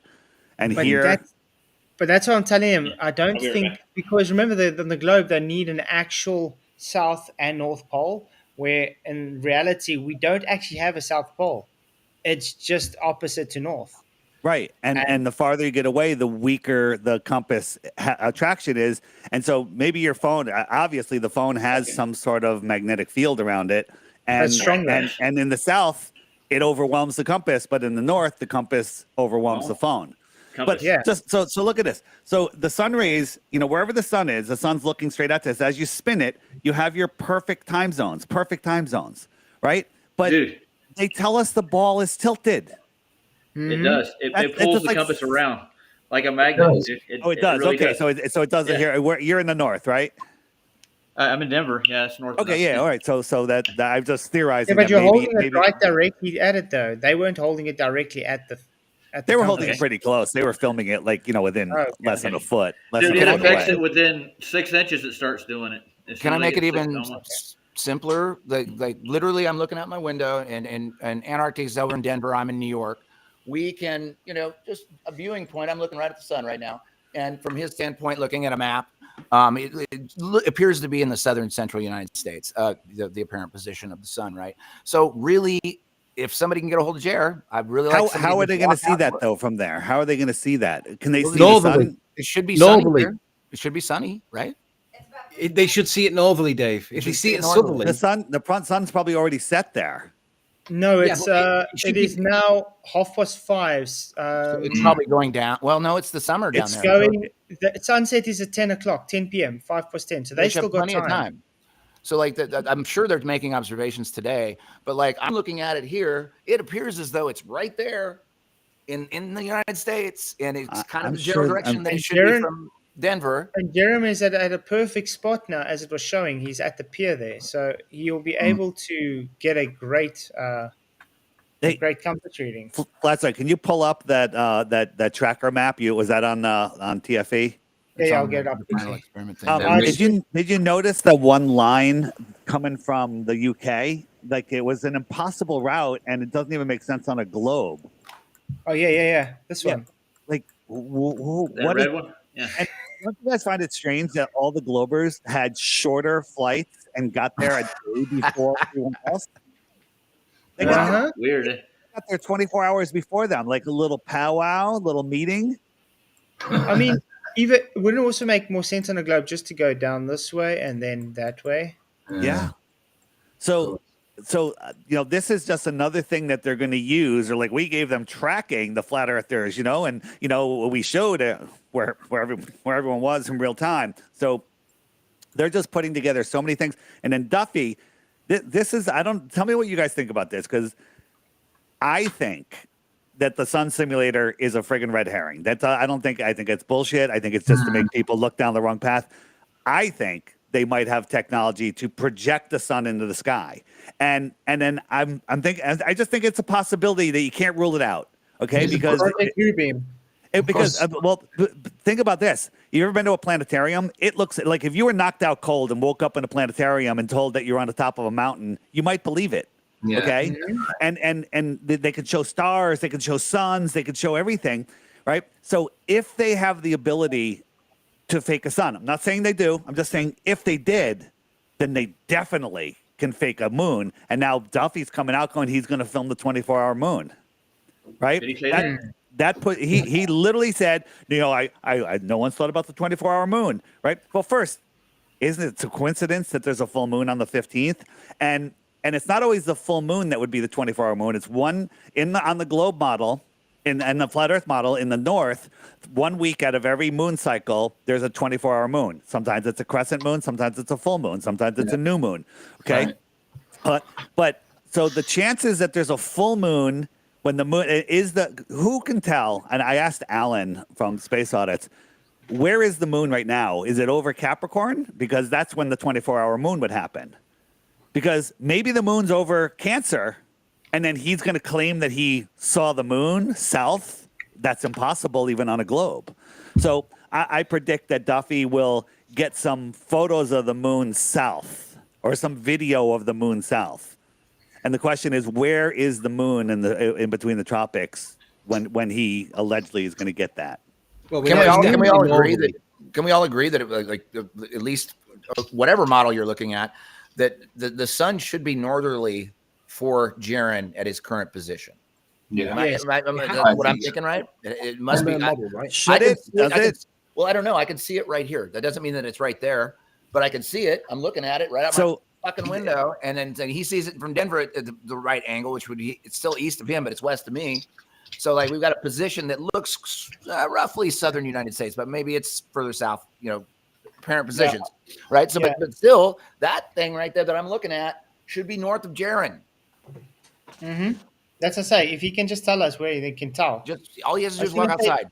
Yeah, Tony Whitcomb, thank you for your £10 switcher, says, and Duffy says flat earthers don't do research. Yeah, right. Look at this stream, Duffy, you puppet. There you go. I mean, that's a good comment.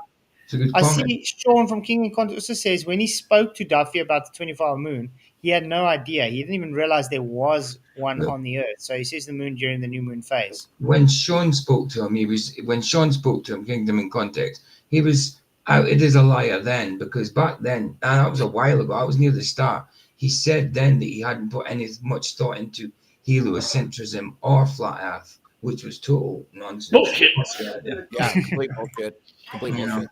And you know what? Whether Duffy has been, I 100% think the guy is broke. He's in big trouble, and he's been put up to this. But that's me. But that doesn't matter.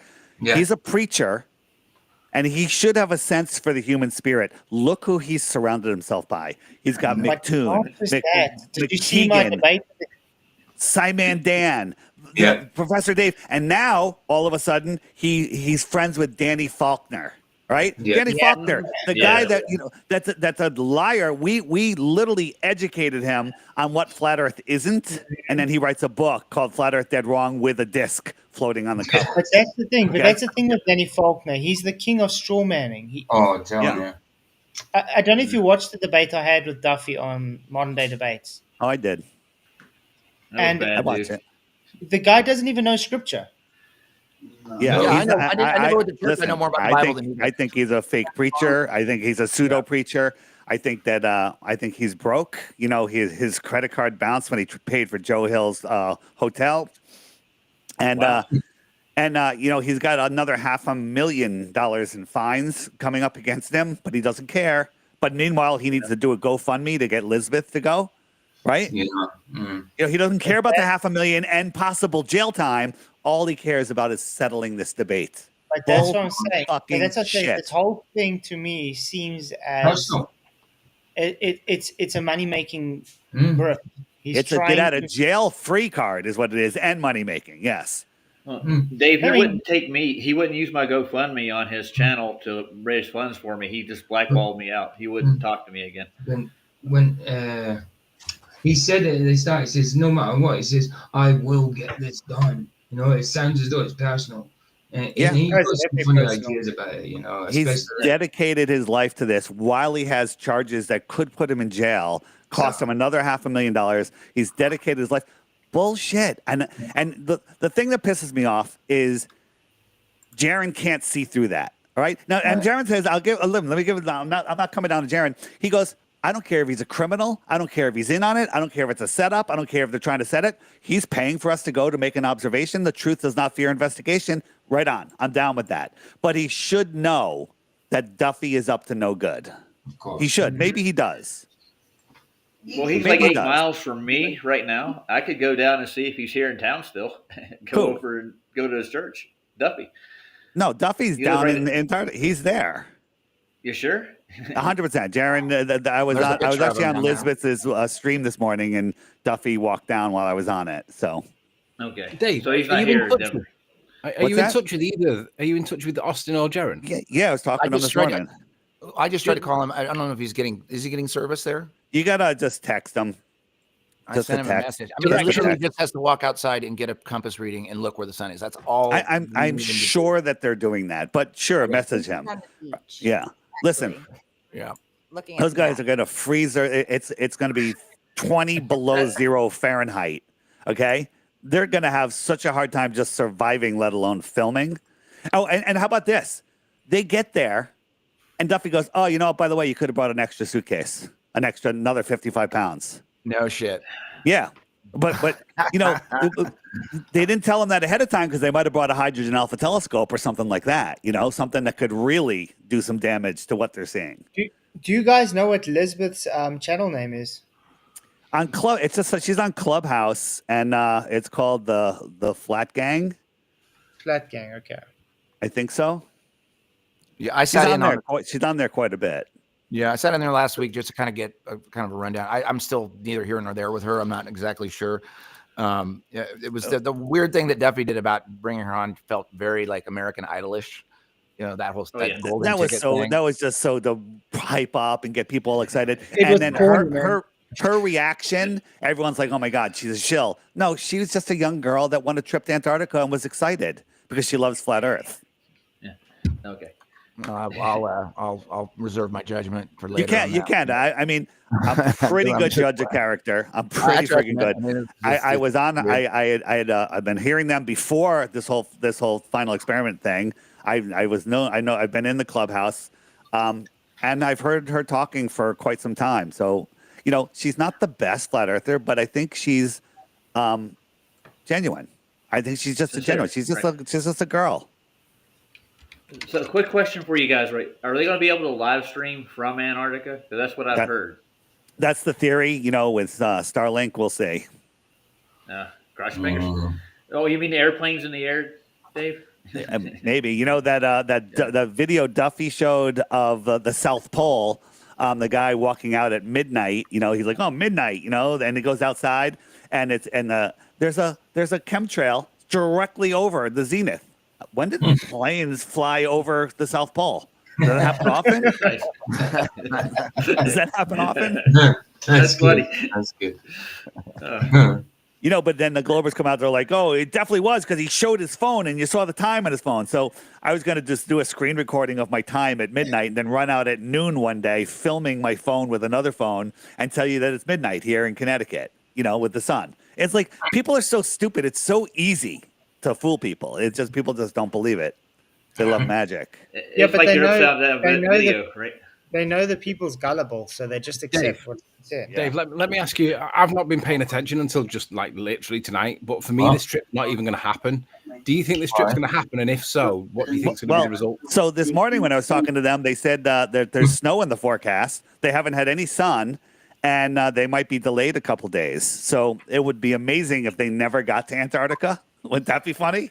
Do you remember because we were looking before you came in. Now we were looking at the weather forecast, and right through until before they leave, it's just overcast.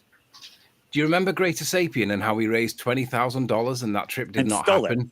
Yeah, of course. Yeah, regardless of whether he stole it or not, the trip did not happen, right? But and Anthony, on that evidence, that's the only evidence that we've got. Yeah. So on that evidence, that my prediction is this trip will not happen. And if it does happen, there's going to be one of those. And I don't want to be morbid, and forgive me for being morbid, but there's going to be some kind of light aircraft disaster because they can't come back with that evidence in my book. An aircraft disaster would bring that is they don't want that. That's not good for the globe. It's not good. That would be worldwide attention and. You know, those guys. That's martyrdom. That's martyrdom. They'd be martyrs, and they don't want that. Everyone, I have zero fear of anything bad happening to them. Is it going to be canceled? Are they going to get there? It's just going to be snowing. They're going to freeze their butts off. Are they going to claim, well, it was light the whole time, you know, and we did see the sun behind the clouds, right? That's easily faked. I mean, and and they'll just run with that story, and the mainstream will go, flat earthers didn't want to be filmed, and they deny daylight and blah blah blah blah. They could say everything they want. That's likely. I am of the belief that they have the ability to project. They're in an amphitheater down there. When they're facing south, they're facing the dome. They've got a little theater. They've got a planetarium ceiling to project on. Yeah. No, I mean that's. I got you. Yeah. I mean it's more likely there than anywhere else. I mean that's a good. But here's the thing, though, Dave. I listen to what and wait, last thing though. Don't forget what you're going to say, Anthony. The Duffy on his last video goes, "Oh, they're talking about a fake sun held up by a helicopter or a balloon or something." No, we're not saying that. I'm saying they could project. That's my idea. I could be totally wrong. I hope I'm totally wrong. But if they do it, it'll probably fail. We'll probably see through it. Okay, but it could be quite convincing. If they can give a just so story for how 3 buildings can collapse within their own footprint using only 2 planes, and that just so story, 7 buildings. Yeah, right. All they need to do is provide a just so story, and it might be something as simple as the pilot miscalculated how much fuel he needed, and they never made it back. Something as stupid as that, but people will believe it. Yeah. I don't think that's. I think that I won't rule it out, but I think that is on the very, very, very bottom of possibilities. I just don't. They could do like Buddy Holly did, get iced up wings and then crash. It'd be the same story. Either if anything happens like that, the amount of attention that would come to this, it would blow the whole thing wide open. I don't think it's happening, regardless of the weather. Even if it was fantastic conditions, I'm applying what happened with Greater Sapien, and we know that did not happen for whatever reason. The same applies again for me. I think that either they won't make it to Antarctica because of weather, or they will make it and it'll be cloudy the whole time. And then with a cloudy sky, think how you could fake a sun behind that. That's even easier. That would be just like that bright spot behind there, Project Bluebeam. So those are my 2 most likely scenarios, but for sure these guys are up to no good. I mean, Duffy's ability to sense, like, those guys are atheists and evil and nasty and horrible. The energy, like McToon shook my hand like a half a year ago. I still want to cut my hand off. Okay. I still want to cut it off. I swear to God, the energy that I got from that guy was horrible. Yeah. He's a greasy, grimy guy. He's just disgusting. It's so disgusting. I just want to say thank you, Tony Whitcomb, for your £10. It says Duffy won't go to the North Pole as he might get mistaken for a seal, and he would be in the clubhouse for sure. Thank you very much. And then KRC, thank you, Sean. He says for $20, he says support the content that matters. Show Flatzoid some super chat love. Appreciate the super chats, guys. You are awesome. You rock. And that's 7 for me right there. So hey, Dave, can why did Jaron say when he's going to go live again? Is it going to be today? No, he did. He I assume they'll probably do it close to sunset, so he's probably going to go live pretty soon or whenever. I mean, maybe not pretty soon, later. It's 5:40 their time now. A new time zone for me has opened up, so like they got 5 hours before sunset. So it'd be really nice if you talk to him again. I have a message out to him. We just need to know where the sun is to him. That's it. Yeah, we just need to go to listen. Guaranteed, they're tracking the sun right now. Guaranteed, they're making observations. They're filming it. They're noting it. They're using compasses. They know. Jaron said that they can probably prove it from there before they even get to Antarctica. So, it's cold, it's snowy. They're trying to see the sun and film it, and they don't need a live stream because they're focusing on what they're doing. So. They'll go live when they have time and the ability to go live and not sacrifice gaining data. They're collecting data right now. Hey, the truth does not fear investigation.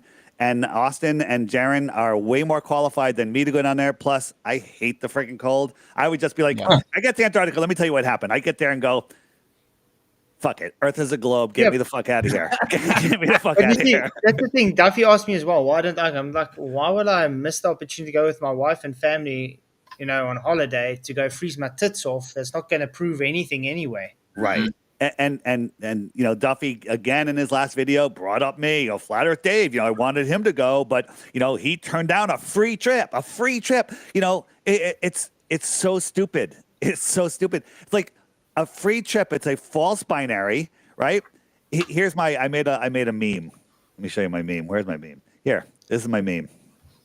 While he's doing that, I just want to thank you, Fresh Reality for 5 says, Will Duffy, aka Daffy Duck, taking his quack pack to Antarctica to observe the sun move across a stationary Earth, the finite experience. Yeah. Ooh. Want some free candy, little boy? No thanks. In front of the white windowless van. Come on, that's funny. That's funny. We can't see it. Oh, you can't see it? Yeah. Wait, I'm not sharing my screen. My friggin' my camera's off. I'm showing you all. I was showing you the friggin'. Oops, that's not it.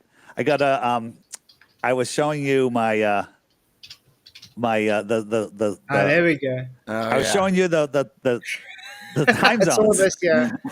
Right? Come on. That's why I didn't go. You just gotta change his face to that clown from It. Yeah.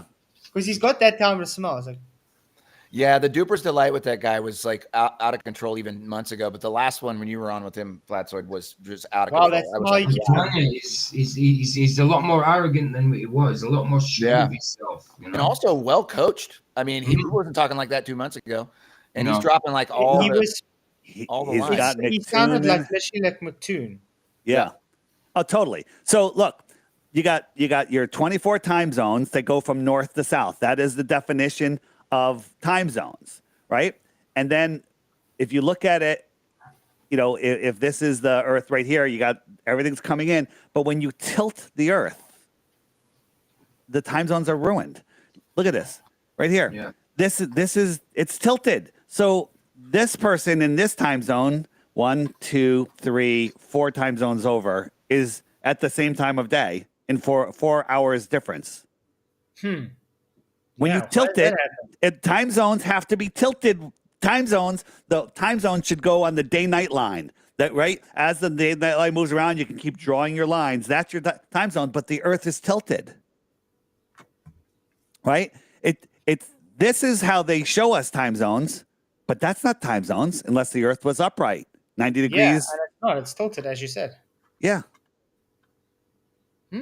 Those are time zones. That's why I think that this whole time zone thing might be the actual thing that they found out. Really, it's like, again, I'm like 2 hours ahead in South America. It took me 50 years to know that as of last night. So like now you've got a time zone issue, and you've got a whole brand new conversation, which we've covered before forever. We've covered this, but like now it's like hyper focused because that was the big bombshell for me last night. Hey, Flatzoid, what's your take? What do you think is going to be the outcome? We all agree that they're up to no good, and whether it's canceled, snowy, faking, what do you think is going to happen? I still think more. I don't think they're going to go. Something's going to happen that they can't end up going. Yeah. But if they do go, they're not going to observe anything. I called it a Jaren's show the other night before he left, and I said, I have my prediction. I said there's going to be a worldwide event, and airfare planes are going to be grounded for 6 months. He goes, "Oh, really?" I go, "Unfortunately, it's going to happen on the 17th while you're in Antarctica, and you're going to be stuck there for 6 months." So what do you think, David? Are they going? Or are they? I'm on the fence right now of that they get there. That they'll probably get there. And it's just cloudy and snowy and miserable the whole time. And they don't see anything. It's inconclusive. That's number one. I'm 50-50 on that, or hazy, sun through the clouds, and it's faked. Now, you can fake a sun through the clouds. Jaren even agrees that. You can fake a sun where you can't see the details, and we can all agree on that. I think they can fake a sun with sunspots, okay? But that's just me. So I think it's going to be somewhere in there, and I think it's going to fail. I was going to ask you that. Do you know whether they've taken any sun filters with them? Oh, of course, they got sun filters. They got infrared. They got one that can see through the clouds. Whatever that one is. That's the infrared one, I think. Yeah, infrared, and then they've got a IR converted P1000. If they're as smart as I think they are, I think my prediction is they've already made their observation. It's done already. So I think it's already done.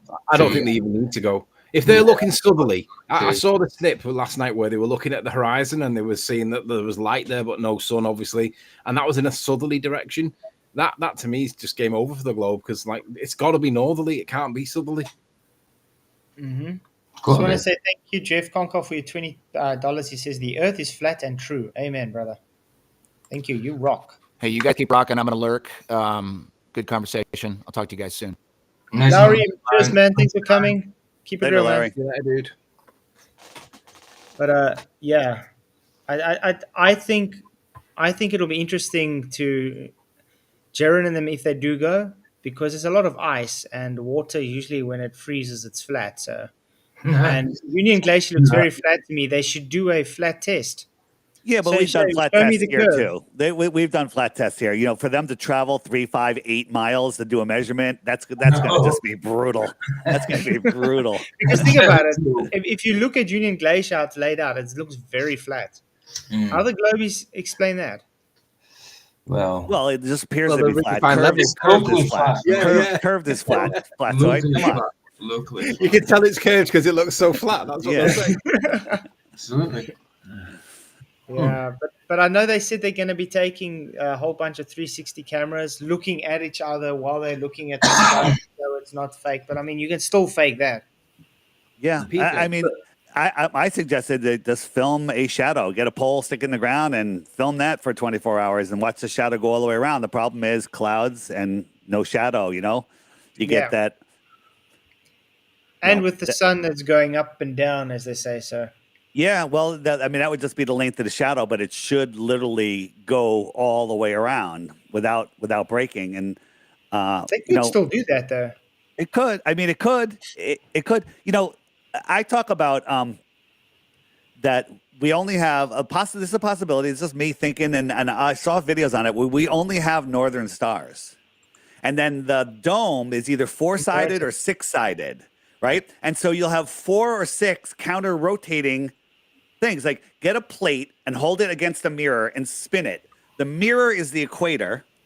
The plate is the northern stars. And on the other side of the mirror is the southern stars. Mm-hmm. So our North Star will be their southern star. And then if the sides of the dome have any curvature to it or anything that's not perfectly straight, which a tent, wouldn't be perfectly straight, as the Bible says, then it's going to change the orientation of the stars. Somebody was, and we need someone to do it again because I can't find the video, was looking at star clusters. Like, hey, we got 12 stars over here. We got 4 bright ones, 2 medium, and this. And then in the south, they'd find the same cluster of 12 stars in a different formation. But there's 4 bright, there's 3 medium, and whatever.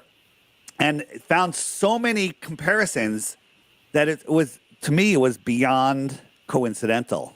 It was beyond coincidental. And that would explain everything, right? You've seen that Freemason video where he talks about, the guy in front of the whiteboard where you just see his hands. He talks about the black sun and the moon being projected. I don't know. Maybe that's what's going on. For me, Dave, there's nothing wrong with having 2 rotating things in the sky like the blades on a Chinook helicopter. If you're lay on your back looking up at the sky and you got one of the blades of the Chinooks in the north and then the other blade of the Chinooks in the south, and they're rotating in the same direction as each other, so that they appear to be opposite rotations, but they're actually going in the same. So they're both rising the east, they're both setting. I'm totally fine with that, even if it's a flat plane with 2 rotation points in the sky, because ultimately, I do agree it doesn't prove anything with regards to the shape of the Earth, but the reality is we do appear to have 2 rotation points in the sky, but they say, well, that would mean that everybody's looking in different directions when looking south, but that's in real world. Jaron's the evidence that they are looking in different directions because they don't know what the direction is that they're looking at the minute, it seems, because that sunlight can't be in the southerly direction. It has to be in the northerly direction. So unless Jaron's absolutely certain that he's looking in the direction that he believes he's looking in and he can demonstrate how and why, and he can't because he's got no absolute reference point. He's got no North Star. He hasn't got a cardinal direction for him to establish. It's interesting. That is a good point, man. Yeah. You haven't got a way of establishing what is your true direction because you haven't got North Star to be opposite 180 of and say, right, because if you see the rotation point and go, right, there's the southern rotation point, unless you can validate that that's 180 from north, which you can't say that is 180 from north, and you can't infer that it's southern. all you can say is that's the second half of the Chinook helicopter blades, and it's not looking south because that's what he's going to do. He's going to establish that. I've got a question right quick.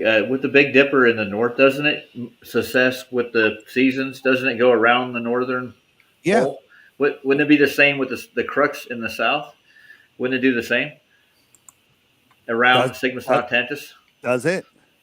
I don't know. That's what I'm asking. I don't know, but if we're looking at it from like Professor Dave likes to say from 3 different points, like from South America and Australia, one of them would see it upside down, but they both see it right side up.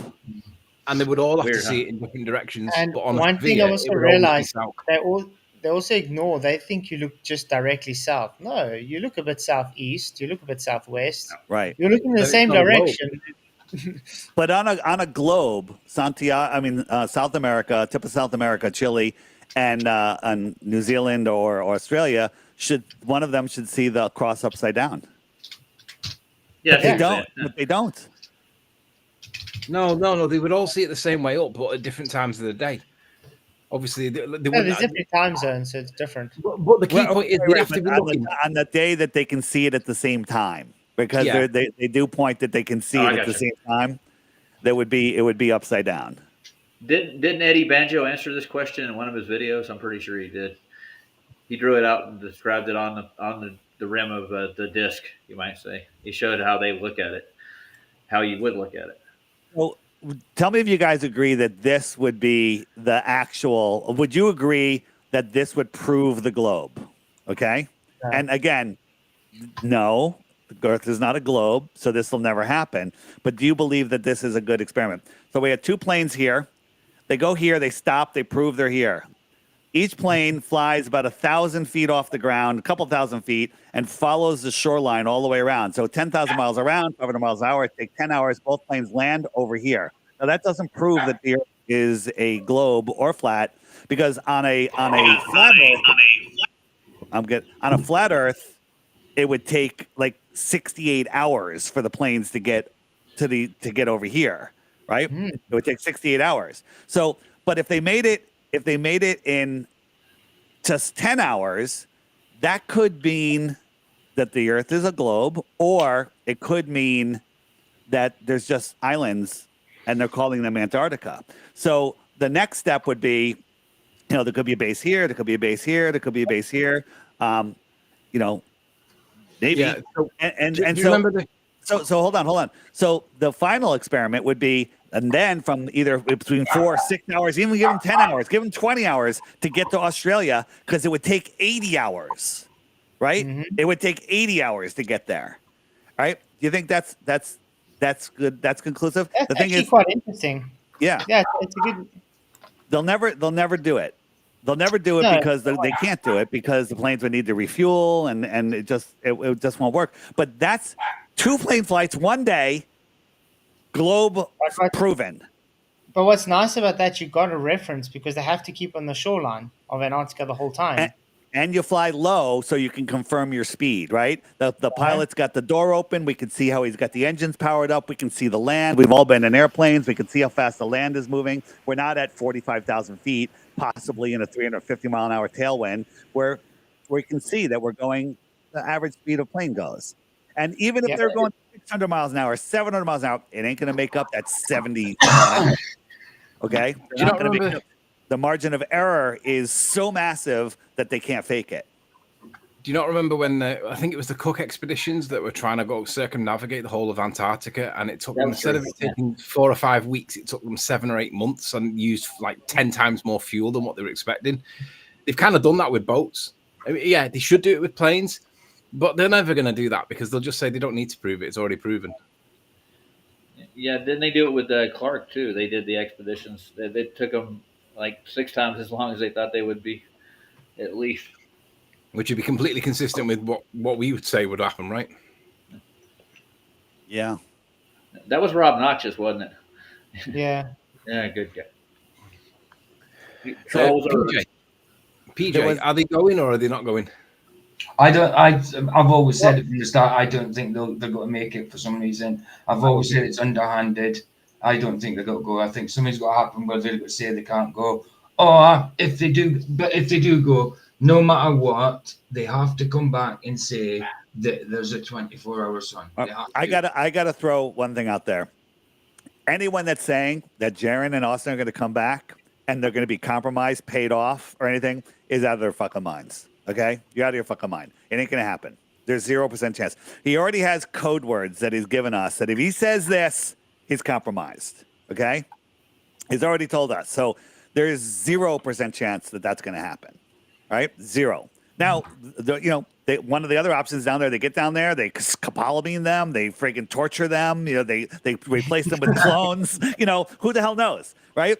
I think that is on the bottom. That's right next to airplane crash. Okay, they run out of fuel, right? I don't think those things are going to happen. I think that if they do get there, I think the airplane crash scenario is very likely, if I'm honest. Well, that's your opinion, and I disagree, Anthony. That's cool. But it'd be interesting to see. I hate you, man. I hate you. You're so wrong. What's that? I'm just kidding. Remember, life insurance was taken out. Yeah, it was. Well, that would be wise, would it not? Yeah. Would you be happy if Platoon crashed and died? I wonder if they disclosed where they were going on holiday, though. I don't know. I mean, if they do go somehow, they can't come back and say that there's not a 24-hour sun. They have to. There's no way that there's got to be any kind of concession from the Globos. I think "can't come back's the key phrase there in that sense. Well, let me ask you guys. Do you think people like Platoon and stuff that says, "Oh, if I find it's a flat Earth, I will delete my channel"? Do you really think they will delete their channel? Of course. Well, Duffy said he's going to hold them to do it, man. He said that he's going to make sure he does. Yeah, of course, they say that. But think about this. There's no way that they went to all of this effort and doing all of this and saying all of their vibrato and everything where they don't know what the outcome's going to be or what they're trying to do. I mean, maybe the whole thing fails. Maybe there is a tiny possibility that this is all just a bunch of globe believers going down there, and then the controllers of this world are like, we can't let this happen. We're just going to make the sky cloudy, right? That's another possibility, but I put that up right on the bottom next to Anthony's plane crash. But they can control the weather, though, right? They can, of course, they can. And they're in an Antarctic region where they've got weather research plants, right? It's not beyond the realms of imagination to think that you don't even have to imagine. Of course, they can control the weather down there. A thing, man. Yeah, HAARP has been around for decades. Imagine that there's a bloke that's got a switch and he can make it cloudy just by switching on the HAARP device, whatever that is. You don't have to imagine that. It happens every friggin' day. I know. Okay? I know. It's just in the middle of their summer, they've got 3-4 days of cloudy weather. I'm not buying that. Yeah, that's special. Definitely, he could do it, couldn't he? Yeah. So, are we going to ever touch on the Cavendish? Not tonight. Already got 2 hours. Damn it. Gonna have to reschedule. Hey, what's up, Sean? Hey guys. You know what? How's it going? Good. If the plane left at this time of day, or in the evening, remember Darren was filming last night and he saw that light that was supposedly south. Well, if the plane left at that time and those guys had access to look out the front window of the plane and saw the direction that they were going to make sure that they were heading towards that light, that could help. I've seen videos, though, that suggest that compasses don't even work down there. They have to travel by dead reckoning. I'm not saying or NASA's GPS. What's up, Sean? Hey, what's going on, Dave? Yeah, I've been watching Jaren and Dave since 2015, and I cannot remember for the life of me if you guys have ever covered that compasses don't work in Antarctica. I've covered it. I've covered it many times. Yeah, they don't work. Dave, I've got it on his app. He's got like 3 or 4 of them. I found an old Russian documentary like 5 years ago about the Russian substation in Antarctica. And there's like a 10-minute segment where the guys are looking at the compass and trying to explain why it doesn't work. They're baffled. Yeah. Wait, compass, if the Earth was a globe, compasses wouldn't work on the equator. Correct. They would work. Yeah, that's right. They wouldn't work on the equator because they would be at a point of equilibrium between the two positions, right? Yeah. According to their magnetic model, you got the arch of the magnet would be in there. And Duffy had all of the best flat earthers are like showing him all of the evidence, all of the the compasses, the we can see too far, the Knickerbein thing, and he just ignores all of the evidence, and it's just the lights in the sky. First, explain to me how you could have a ball of helium and hydrogen in a space vacuum that burns for billions of years and holds on to Pluto and ignores our moon. Right? Just explain that. And then we can talk about what it does in the sky. Right? The flat earthers don't even know how far or what the sun is. Neither do you. Your idea is the dumbest crap ever. Explain gas coalescing in the first place to become. But if you look at anything they explain, it usually goes against what's observable reality. Of course. Right. But they can't even get over water, let alone that. Yeah. It violates natural laws, and then they just say, "Oh, just trust me, man." Yeah, trust me, bro. I just say thank you for the super chat. Godzilla says, "Wouldn't just a single testable, repeatable proof of the globe be easier to provide than flying the way down there, asking for a friend?" Why I think so. Yeah. Sorry, go ahead. I wouldn't say anything. I would say, why didn't Duffy just like call one of the guys that work at ALE, go, hey, do me a favor, I'll give you $5,000 if you film the sun from 6 p.m. to 6 a.m. tonight, and and just stay live, show me your phone, and just be there and just film that. I'll give you $5,000. That's it. Yeah, but that's also one thing that I don't understand. ALE, do they have a really bad marketing agency or something? Because they would think, hang on, this is great marketing. We can sell tickets for people to come look at the 24-hour sun. Right. In the north, they do that. They're like, absolutely, you come at this time of year, we'll give you a southern or whatever, a room where you'll be able to see it, and it's amazing. And in the south, nobody will commit to it. No one will commit to it. Now, real quick, is there any way that someone could just go to Punta Arenas for 2 weeks, wait for several clear days, film night and day without having to worry about batteries shorting out or why not losing power? Like, why not? What can we prove most of this stuff just from Punta Arenas without going to the extremity of Antarctica? Yeah. I think he's already proved it. He's already proved that by looking southerly that he's seeing sunlight, and that's not consistent with their model. But it's refraction, right? It's coming up over the South Pole. Yeah. But then you would have an equal part that would be 180 degrees behind them, showing the same sunlight. Right. Would it not? Well, it's just unfortunately there was so much cloud cover from that video last night. It looked as if the sliver of light they were seeing was like between them and the sliver was nothing but cloud cover. I could be wrong, but it looked pretty dark. It did look like that. It did. You can see a luminous dark cloud. It's a black cloud almost looked like to me. So that's what I mean is like if they just took a trip to Punta Arenas for 2 weeks, you would have at some point a clear day or two, right, within that time span. And then you could get all the observation you needed without going to the dangers of Antarctica. What's up, Joe? I'd like or just talk to someone in Punta Arenas and just pay them to film it for you. I don't think they've got the internet down there. They've got no satellites, right? Yeah, but they can get satellites in Antarctica, but they can't in Punta Arenas. Trump's rang Elon and told him to send the Starlink over, so they've got it sussed. Don't worry. The savior of the world, Elon Musk. But that's weird. Everything I look at in Antarctica, when they using things like to actually communicate with people, they're usually very limited to what they're able to communicate with. Well, they have only times they can use. No one's brought a Starlink down there, and nobody has a live stream from there, and no one's filmed the moon from there, and so he's going to do all of that because he's a hero. If you think about Starlink for a minute, at all times, whether if you're on a globe, you should be able to pick up a Starlink signal at all times because you're going to be pretty much on the South Pole. All angles that you're going to be looking at, there should be a Starlink somewhere. And you should be able to pick up Starlink always. Well, the problem is Starlink. I don't know if they even claim that Starlink goes over Antarctica, but they've sent some on polar orbits. I guess. Listen, if you had a Starlink down there, how do you know it's not just connecting to a NASA tower like 10 miles away?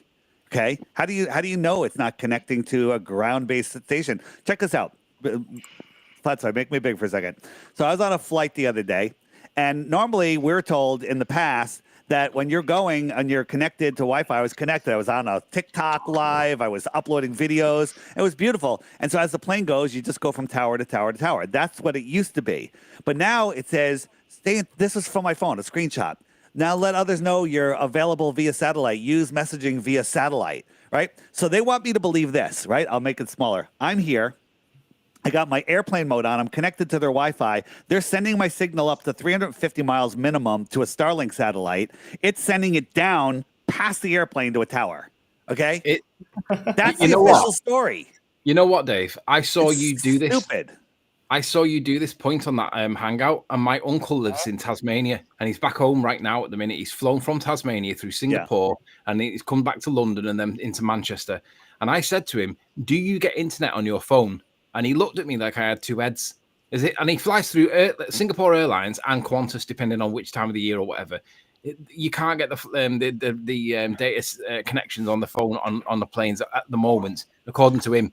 So in theory, it happens, but in his experience, he looked at me like I had two heads. But now I've got a bunch of airline pilots from Delta, American, Qantas that are telling me that all the planes now have this dish, this bubble on the bottom of the airplane that's for communications. Why isn't it on the top if they're connecting to satellites? Right. So another guy said he lives in some remote area. He only has Starlink.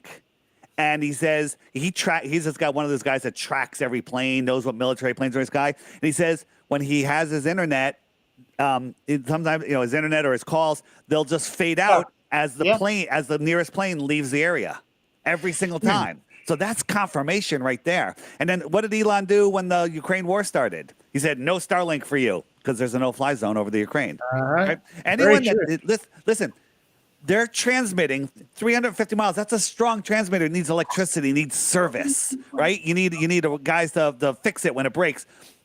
To a tin can, following a corkscrewing in Narnia, planet, and that has no power source other than a little solar panel, bullshit, and then it's sending it down to a tower. Get the fuck. Listen, if they're not doing this, they're doing it from an airplane to tower. They're stupid. They're irresponsible, and it's retarded. I agree. But I mean, when I look at Vlad, he was just starting, and every time he streams, it's bad reception. It's very unstable. Why would it be unstable if it's a satellite right above you?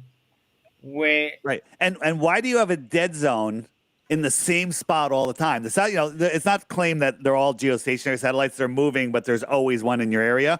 Why? The dead zones would move. It sounds to me like they're working off of static towers when you have a dead zone. I agree. Yeah, don't they say there's like 4 or 5 actual geocentric satellites? Period. There's something like that. And I remember like when airplanes started using Sirius XM, and when I would fly down to the Caribbean, and when we get about 100 miles off the coast of America, they go, "Oh, we have to turn off your Sirius because of contract. It only could be used in the United States airspace." No, it's because you can't reach a tower when you're offshore. That's why. That explains it all. Yeah. Hey, real quick, I'm looking at this map, Punta Arenas, and it looks like Jaron and Whitsett are separated in the city. They are. Well, it's not real time. Yesterday, they were all on the runway when they were live streaming, so it's not showing them in real time. Yeah, it's got them all over the place. So who's the Wolfpack icon? Who's what? The Wolfpack. Who's that? That's critical thing. Critical thing. Part of the Wolfpack. Yeah, if anyone can contact, I actually got my phone stolen recently. I lost all my numbers. So Dave, I lost your number. I lost Jaron's number, Austin's number. I lost like 99% of my numbers. But if anyone has their number still, tell them stop splitting up. Stay together. Yeah, I like that idea. Whoopi's not on your side, by the way, and neither is Critical Thinking. Oh wait, and did Wolfie give Jaron a GPS? He did. What's up with that? I don't trust that either. Because Dude, really? You don't trust that? You don't trust Wolfie? He's such an honorable guy. Wow. Anything that guy does, no.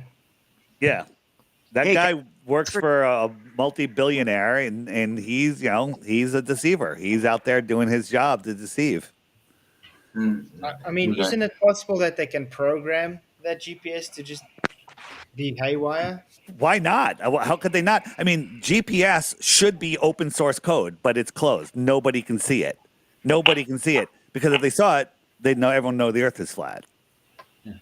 Well, Jesus Freak should be able to read that code, couldn't he, with all his experience and stuff? There you go. Yeah. If we could get a hold of it, it'd be nice.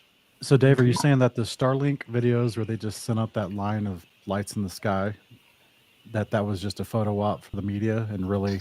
No, I've seen those it's all Starlink Dish Network based satellites. on plan. They send those up I've seen that. like every 2 days. They're launching those Starlink. Like 20 Right, but those things are super low. They're super low. So you're saying that it's working in tandem with the airplanes? No, I don't even know. Those could just be they could be something right here. This is I'm going by. They could be something, or they could just be a light show, like the ISS. It could just be they're. But when I saw these, I'm looking at them, and they look super low. Right? They can't be high. They're.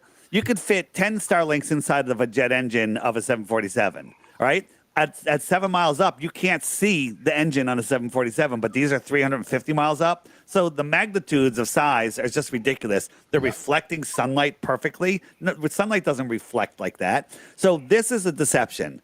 Is this something, or is it just a light show? I agree. Deception.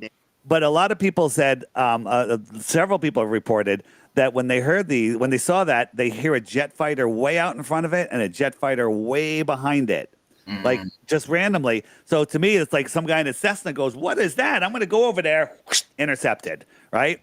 And so they won't let that happen. I think it's just an escort for whatever it is. Is this just a string of lights being pulled by something? Is this the bottom of an airship and we just can't see the airship? Because I've seen some videos where people are watching them go by, and then to the left and right of that line, stars will blink out, like something's blocking the stars, like we're they spread out. Yeah. So maybe there's something else going on up there. I think my simple guess, I go with the simplest answer, is this is just a light show to make people believe in Starlink. I saw the lights and I have Starlink and it works. Therefore, Earth is a globe. I agree. It's beautiful. No, I agree. It's just a way of saying, look, it is there. In the meantime, it's just a tin box floating that's got nothing in. Yeah, and I don't think they're balloons, because how would you keep balloons in a straight line moving at that speed? They're super low. Look at drones now. Yeah, well, they could be drones as well. They could be drones that have great, have a power pack that, maybe they have radon energy, radon engines. What do you know guys... that the exhaust from a radium engine is helium? What do you guys think of the idea? Should we build one and then we can start storing helium? Dude, radion economy is when the world thrived, because you could heat your house for generations with one radon heat generator, and you could power your house and your car for generations. It's crazy. And you have an airship, you use it to power, and the more you use it, the more helium it makes, which you can use to go up and down. It's they don't want us to know this stuff. How do you know it? Well, the information's out there if you look for it. It's just very suppressed. Did you guys see that in New York City, they were an old building, an old world building. The old elevator wasn't working, and they opened up the elevator, and there was like what's the name of it? It's a Mercury radon engine or whatever that was running off of its own power for like hundreds of years. It was crazy. Wow. Can you guys hear me? Video somewhere. Yeah, we hear you. Yeah. Hey, Joe. We hear I you. think my mic wasn't working the last time. I just wanted to say something really quick. I love what you guys are talking about, and I've just been listening the whole time. I just want to say this. Maybe it's something that, because I know it's something that every one of us knows, and I just want to say it. Because it's probably something that most people don't really want to say, and I don't necessarily even really want to say it, because it might sound wrong. But I know that the Earth isn't a globe because God showed me. God showed me in so many different ways in His Word. That doesn't sound wrong to me. That sounds perfect to me. I just Right to me. I'm not saying it's wrong. I'm saying that Joe. it might sound arrogant or it might sound wrong for. Joe, it's very arrogant. How dare you say God showed you that the Earth is flat? How dare you? That's perfect, bro. That's perfect, bro. That's something that Will Duffy can't understand that right now, and he can. He chooses not to. He's willfully deceptive. Yes. Joe, can you tell us about McToon's sermon at his church? Oh, bro. He didn't even confess Christ at all. I mean, wow.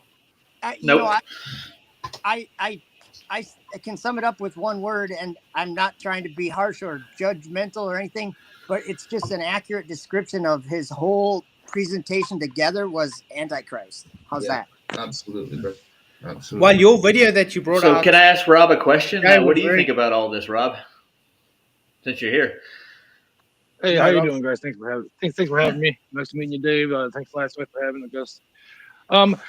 Can you guys show me on a Gleason's map or any type of flat Earth map where Union Glacier is? Can you point that out to me? Is it nice? Oh God. I can actually. Yeah, go ahead, Dave. Thank you, Dave. Thank you. I appreciate it. Yeah, give me a second. And Nice to meet you, Dave. You're famous. I'm famous too. No, that's okay. We're all famous. But anyway, while he's doing that, Joe, I watched your latest video. Today was great, man. Very good. Well, I think and I'm not saying that I know something that other people. Hey, so Dave. It's Saab.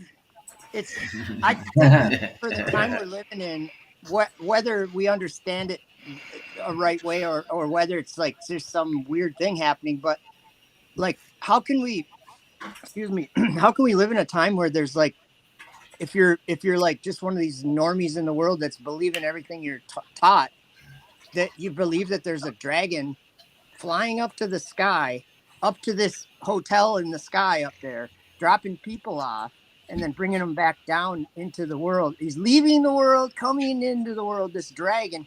And I'm like, man, that's like the Bible talks about a dragon going into heaven and waiting to devour. Like, to me, whatever's happening is crazy. So this is on a flat Earth map, and these are all of the bases. I'll zoom in and move around. These are all the bases, and I haven't looked for Union Glacier on here yet, but it would be off of Santiago. There it is. is. Union Glacier right there. So it's just Nice. right there. Yeah. Right? No. Yeah. Thank you. You're the first flat earther that has ever shown me this. I've been on it for the past couple of days. Thank you, Dave Weiss. Now, is there any way to measure the distance from Union Glacier to the tip of Puentes Arenas where they're at? No. It's hey, you're truthful, man. You're truthful. At least you're being truthful. And so you have here to it is. understand the Gleason's map is not a distance map. No. Right, and here it is. Here's where it is on the globe map. Yep. Yeah, I've been following it. So yeah, Dave. By the way, I agree about your presentations. You have over the last, I don't know, just recently, you stepped it up a notch, and every word you say is like. I appreciate that, guys, and I do my best. Listen, I couldn't do it without all of you. Like I steal 90% of my stuff from other people, and then I add my own. Okay, and I'm just here spreading the word, and nobody's fucking helping me except some people do. Some people I'll listen to somebody. I'm like, oh, that's great. I'm going to use that, and some people send me stuff, and I do my best. We know who's helping you, and it was what I was talking about. I appreciate that. Yeah, who is helping you, Dave? Who is helping you, Dave? The big guy, man. He's got my back. He's got all of our backs. That's what we're doing here.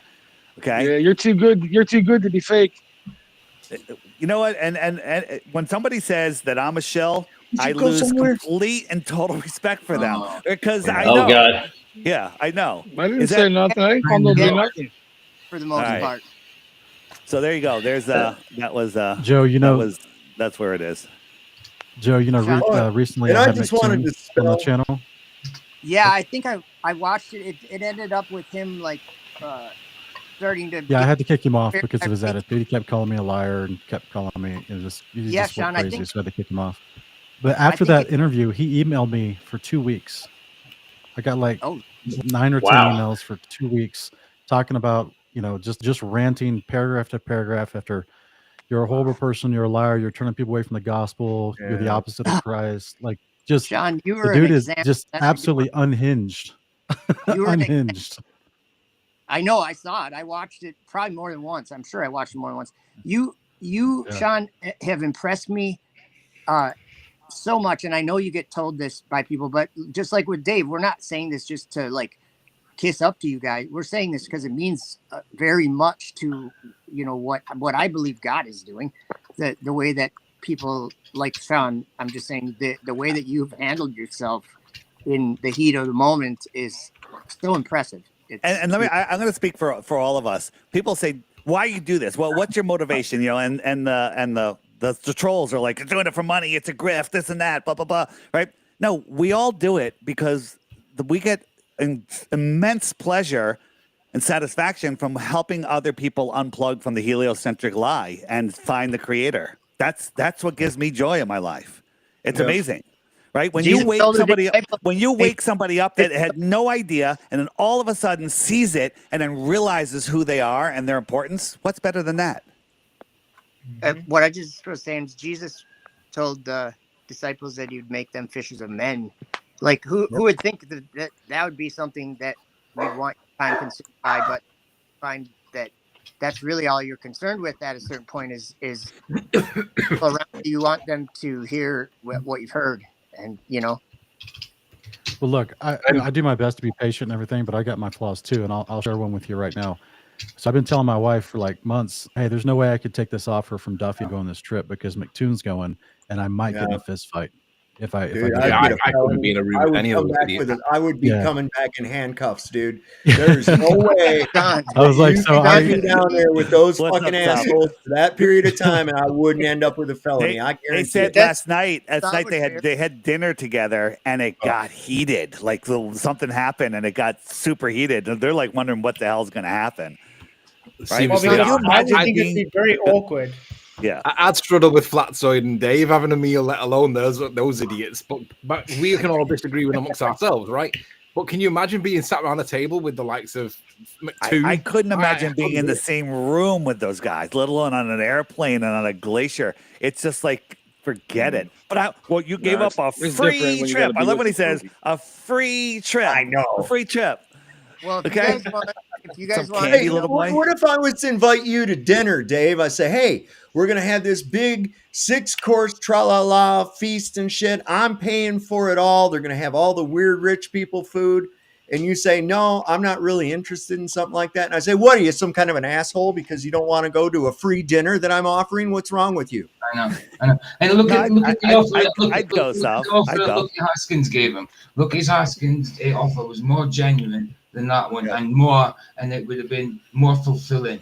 You know, you would have at least got some definite proofs on something, and it would have been a nicer place to be, and hospitable, and free. Hey Dave, Dave, can I ask you a question? Free candy, little boy. You just did. Want to ask another one? Are you okay? Yeah. Are you following?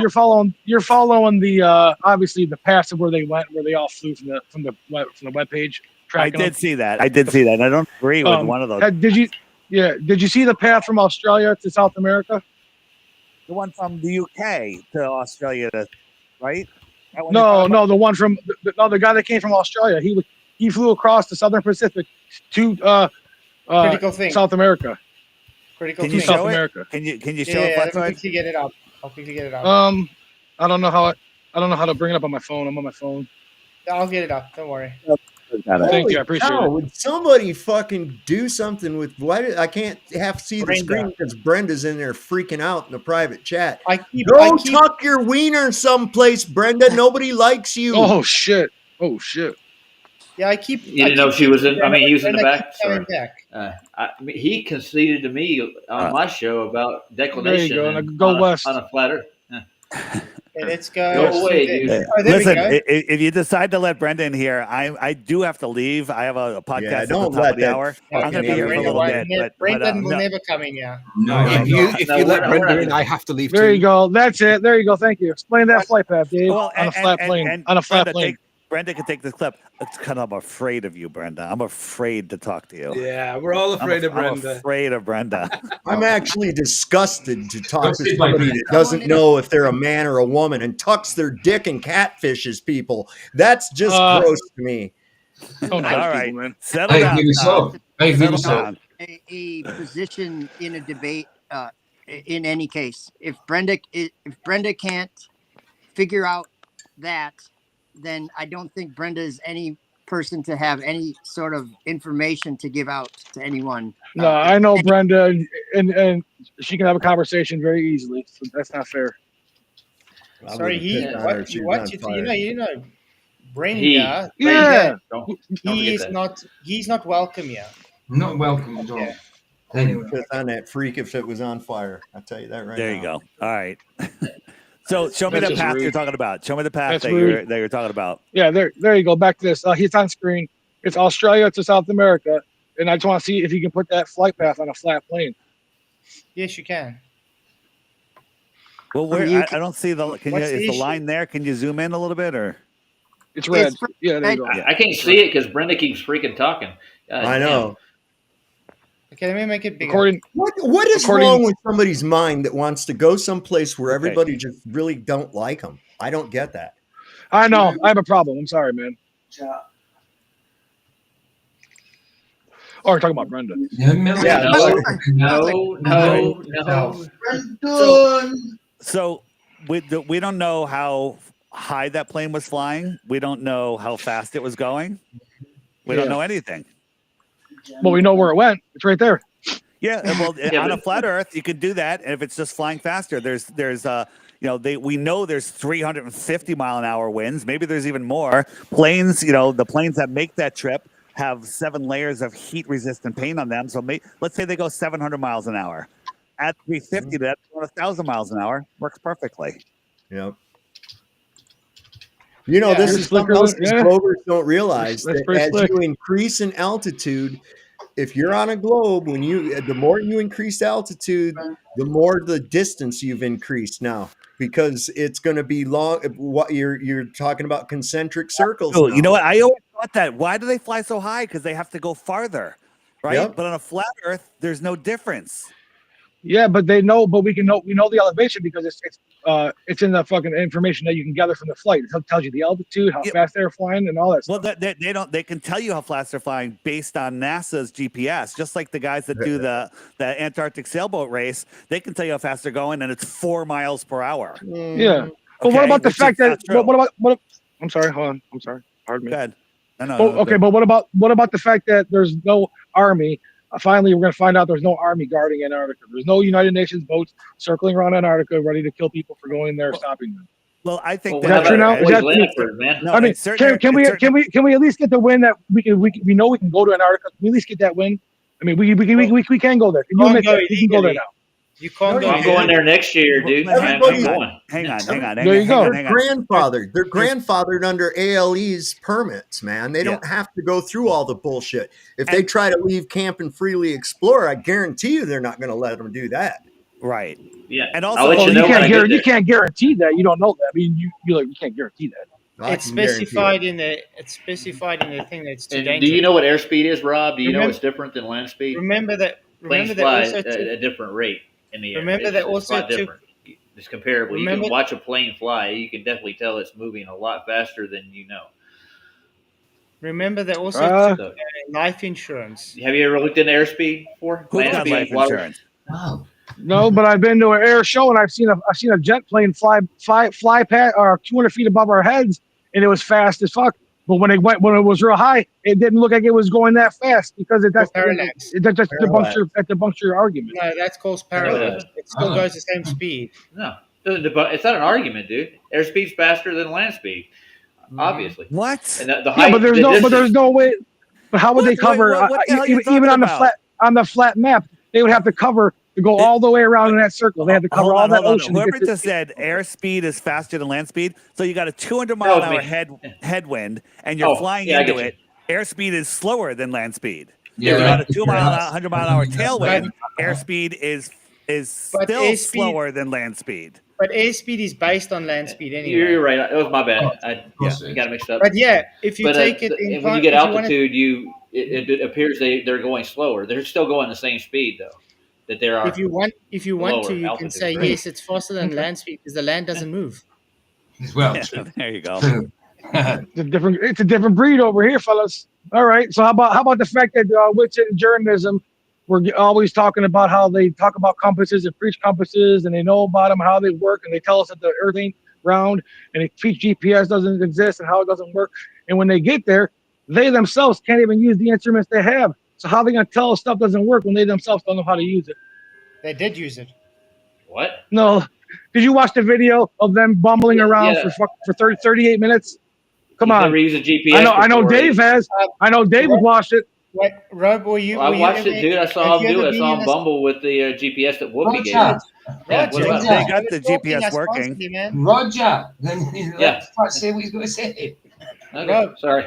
have you ever been He's in the pissing me South? off, dude. Robo, have you ever been in the South before? No, the closest I got to Virgin Islands. Have you ever used the compass in the South? No, I have not. I haven't been in the South. Have they ever used the compass in the South? No, obviously not. Nope. But they Well, they claim they know all about how it No. works there. That's the thing, though. But, you know, but that's not fair because they claim to know how it works. They preach all the time on their shows. Oh, this is how it works. This is what you see. But when they get there, they don't even know how to bring up a degree, a measurement of what they're doing. I mean, MC Toon's already got experiments going. He's taking measurements off what looks like sextants and all kinds of stuff. Whoa. McToon doesn't do Jesus experiments, man. He Christ. What doesn't are do you, white science. knighting for that fruitcake too? Jesus. McToon doesn't do science, man. And No, by he the way, McToon also tried to do his drop azimuth measurement, and no, even the magnetics is messing him up. Yes, they have to adjust for it, and they will. No, But the he difference wasn't is the difference is MC Toon can adjust for it. Those guys are probably No, gonna have to ask he MC even Toon. spoke. If you watch MC Toon's video, he even spoke about he can't get it right. He had to look for a place where there's less magnetic disruption, but he still gets magnetic disruption. Yep. Yeah, there's a magnetic declination or whatever you have to do down there. You have to Magnetic readjust your declination compasses. is based upon because you need to account for your globe. That's all. It doesn't make it Because true. well, that's the reason we have to account for it because it is a globe. No. Thank you, Jeff Conker, for your $2 super chat. Says, ask Charlie at Roy if you can freely export Antarctica. I can't hear Flatzoid at all on my end. There's something wrong. Yeah, well, I can hear everybody else but Flatzoid. Am I talking too far? That's really strange. You're clear enough, Flats. No, I hear you, Flatzoid. You're fine. I hear you. It's up to 100% because I hear you perfectly. Yeah, it's on my end. When we join, I guess. Yeah, I'll do that. All right, guys. I think I got to roll. I got to get a cup of tea and I got a podcast to jump on. Awesome. All right, Dave Weiss. Hey, Dave, Mr. Dave Weiss, stop by Gem Panda's Debate Flat Earth and More server on YouTube, man. You be a hit. Thank you. I appreciate you. Thank you very much. Don't be ridiculous. Gem Pandas. Gem Panda's still around? Yeah, he is. Yeah, dude. he wants to talk to you. He would love to talk to you, man. Please set up something. No one wants to talk to Gem Panda. Nobody wants to talk to Gem Panda. Well, come on, guys. Come on, man. We come and talk to you. Look at I found you guys. You can find, come on, man. Yeah. Dude, we're so far beyond Gem Panda. It's unreal. Hey, Dave. How often have you been by here, Rob? I'll be doing a stream tonight. We're going to do part 2 on the UAP and stuff and cover some of this, what we're talking about right now, too. So feel free to drop over there, too, because I always put a link up in the chat. So, all right, what time you doing that? You're not on something, go I'm ahead. actually, 9:30 Eastern. 9:30 Eastern. Let me see how I'm doing at 9:30 Eastern, and I'll jump on if I'm around. Yeah, I don't have to be there till 9 unban me, and I'll come by. No, I wouldn't unban him. Have you been banned? Gem Panda talking? Is that Gem Panda talking? No. Have you been banned from my channel? No, I'm just joking. I'm just joking, man. I'm banned from some of them. It ain't you.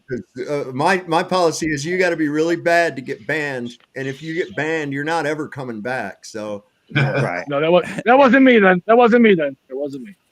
Rob Knox, you might as well just wear a balaclava and come across as one of those kids riding around on these electric power bikes. It's like, that's kind of Yeah, I wish I was a kid. Thank you, man. Thank you. Rob, you should go back over to FED and troll Nathan some more, dude. He's waiting for you.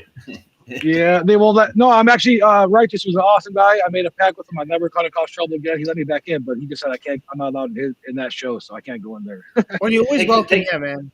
I think you're okay, guy. All right. Yeah, as long as I stay chill, and I'm good. But anyways, yeah, I don't want to take away. Go ahead, Dave. I don't see the exit button, so I'm just going to close the tab. Oh, okay, no stress. But thanks for coming, Dave. It's up in the right corner, Dave. Up in the right corner. Keep up the good work. Josh, up in the right corner, Dave. Thanks. Right corner. I don't. Hey, It nothing, says man. leave, just above the leave. chat. There it is. I got it. Thanks, Dave. Oh man, yeah, guys. Well, I'm gonna have to end the stream anyway. It is a bit later. At least I am finishing work tomorrow, so. Yeah, thanks for having me, man. I appreciate it. Later, guys. You too, man. Later, Rob. Just thanks for coming. Yes, dude. I don't have to be to work till 9 o'clock tomorrow morning. So Oh, you know, that's lucky. Nice. I'm off for the next 2 days, dude. So I'm happier. And sorry about the airspeed thing. I got that ass backwards, but it does appear like they go slow, but they're actually going a lot faster than they are. Yeah, it was just based on parallax. Yeah. Yeah. It's like I can be going down Highway 340 right here and doing 50 miles an hour, and the telephone poles are going by whipping past, right? And just about 50 yards off the road, there's some trees, and they're going by a little bit slower. And boy, those Blue Ridge Mountains back over there don't seem to be moving hardly at all, you know? Exactly. But I'm still passing it at the same speed. That's how parallax works, man. Yeah, I got that. Yeah, try and chase the moon or the sun. Yeah, you won't be able to catch it. Wait 6 months, dude, you can do stellar parallax measurements, and you can tell how far away the stars are. Really? You can do that? I didn't know that. You guys, the only problem with that is it's a glaring problem. Is that the first time you went to that observatory or whatever that you were gonna get your measurements and stuff, get images or whatever you're doing. 6 months later, when you went there, you parked in the same parking spot. But That's funny, Joe. Further away. Makes no sense to me. I mean, you parked in the same spot and walked into the same building and looked through the same scope that's on the same mountain or whatever. Stupid. Yeah.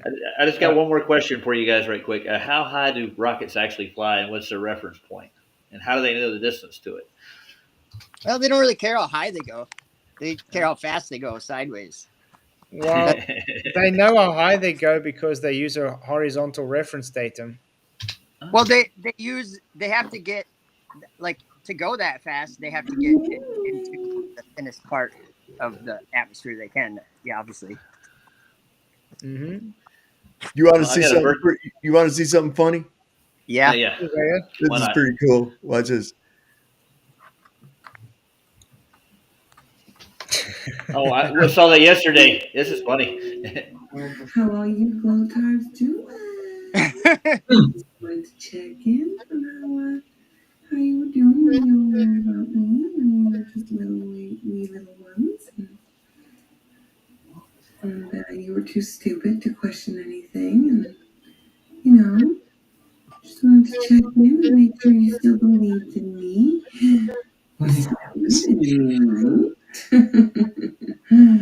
You better still believe in me. That's so creepy, dude. It is. Wait, you get the hum. Thanks, Lynn. And you better not breathe. Rotate my baby on.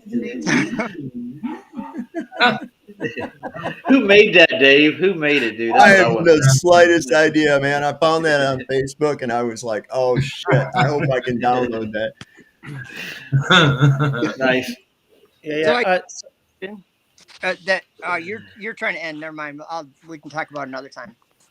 No, I'm just saying with Anthony, we're gonna have to reschedule the Cavendish talk, man. It's cool, man.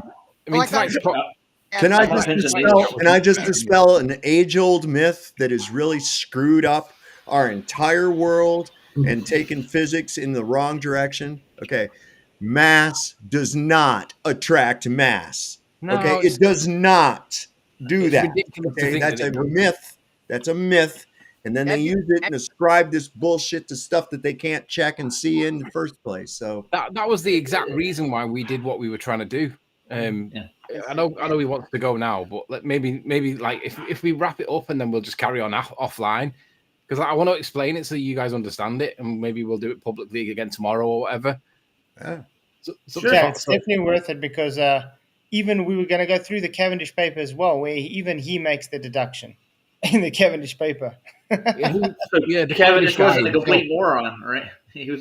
So this is not mass attracting mass. No, it's not. It's just being more dense in the medium. That's what I always say to them. Every time that they do something like that, where they pick something up and drop it, they always say it's attracted to the Earth. Yeah, but if it was attracted to the Earth, then you could vary the medium and it would have no effect. And they go, oh, well, that's buoyancy. It's like, yeah, but the point is the medium is being varied. Yep. You're calculating the ball into existence. That's the difference. It's all about the medium. There is never a situation where something is not in a medium. Even in a vacuum.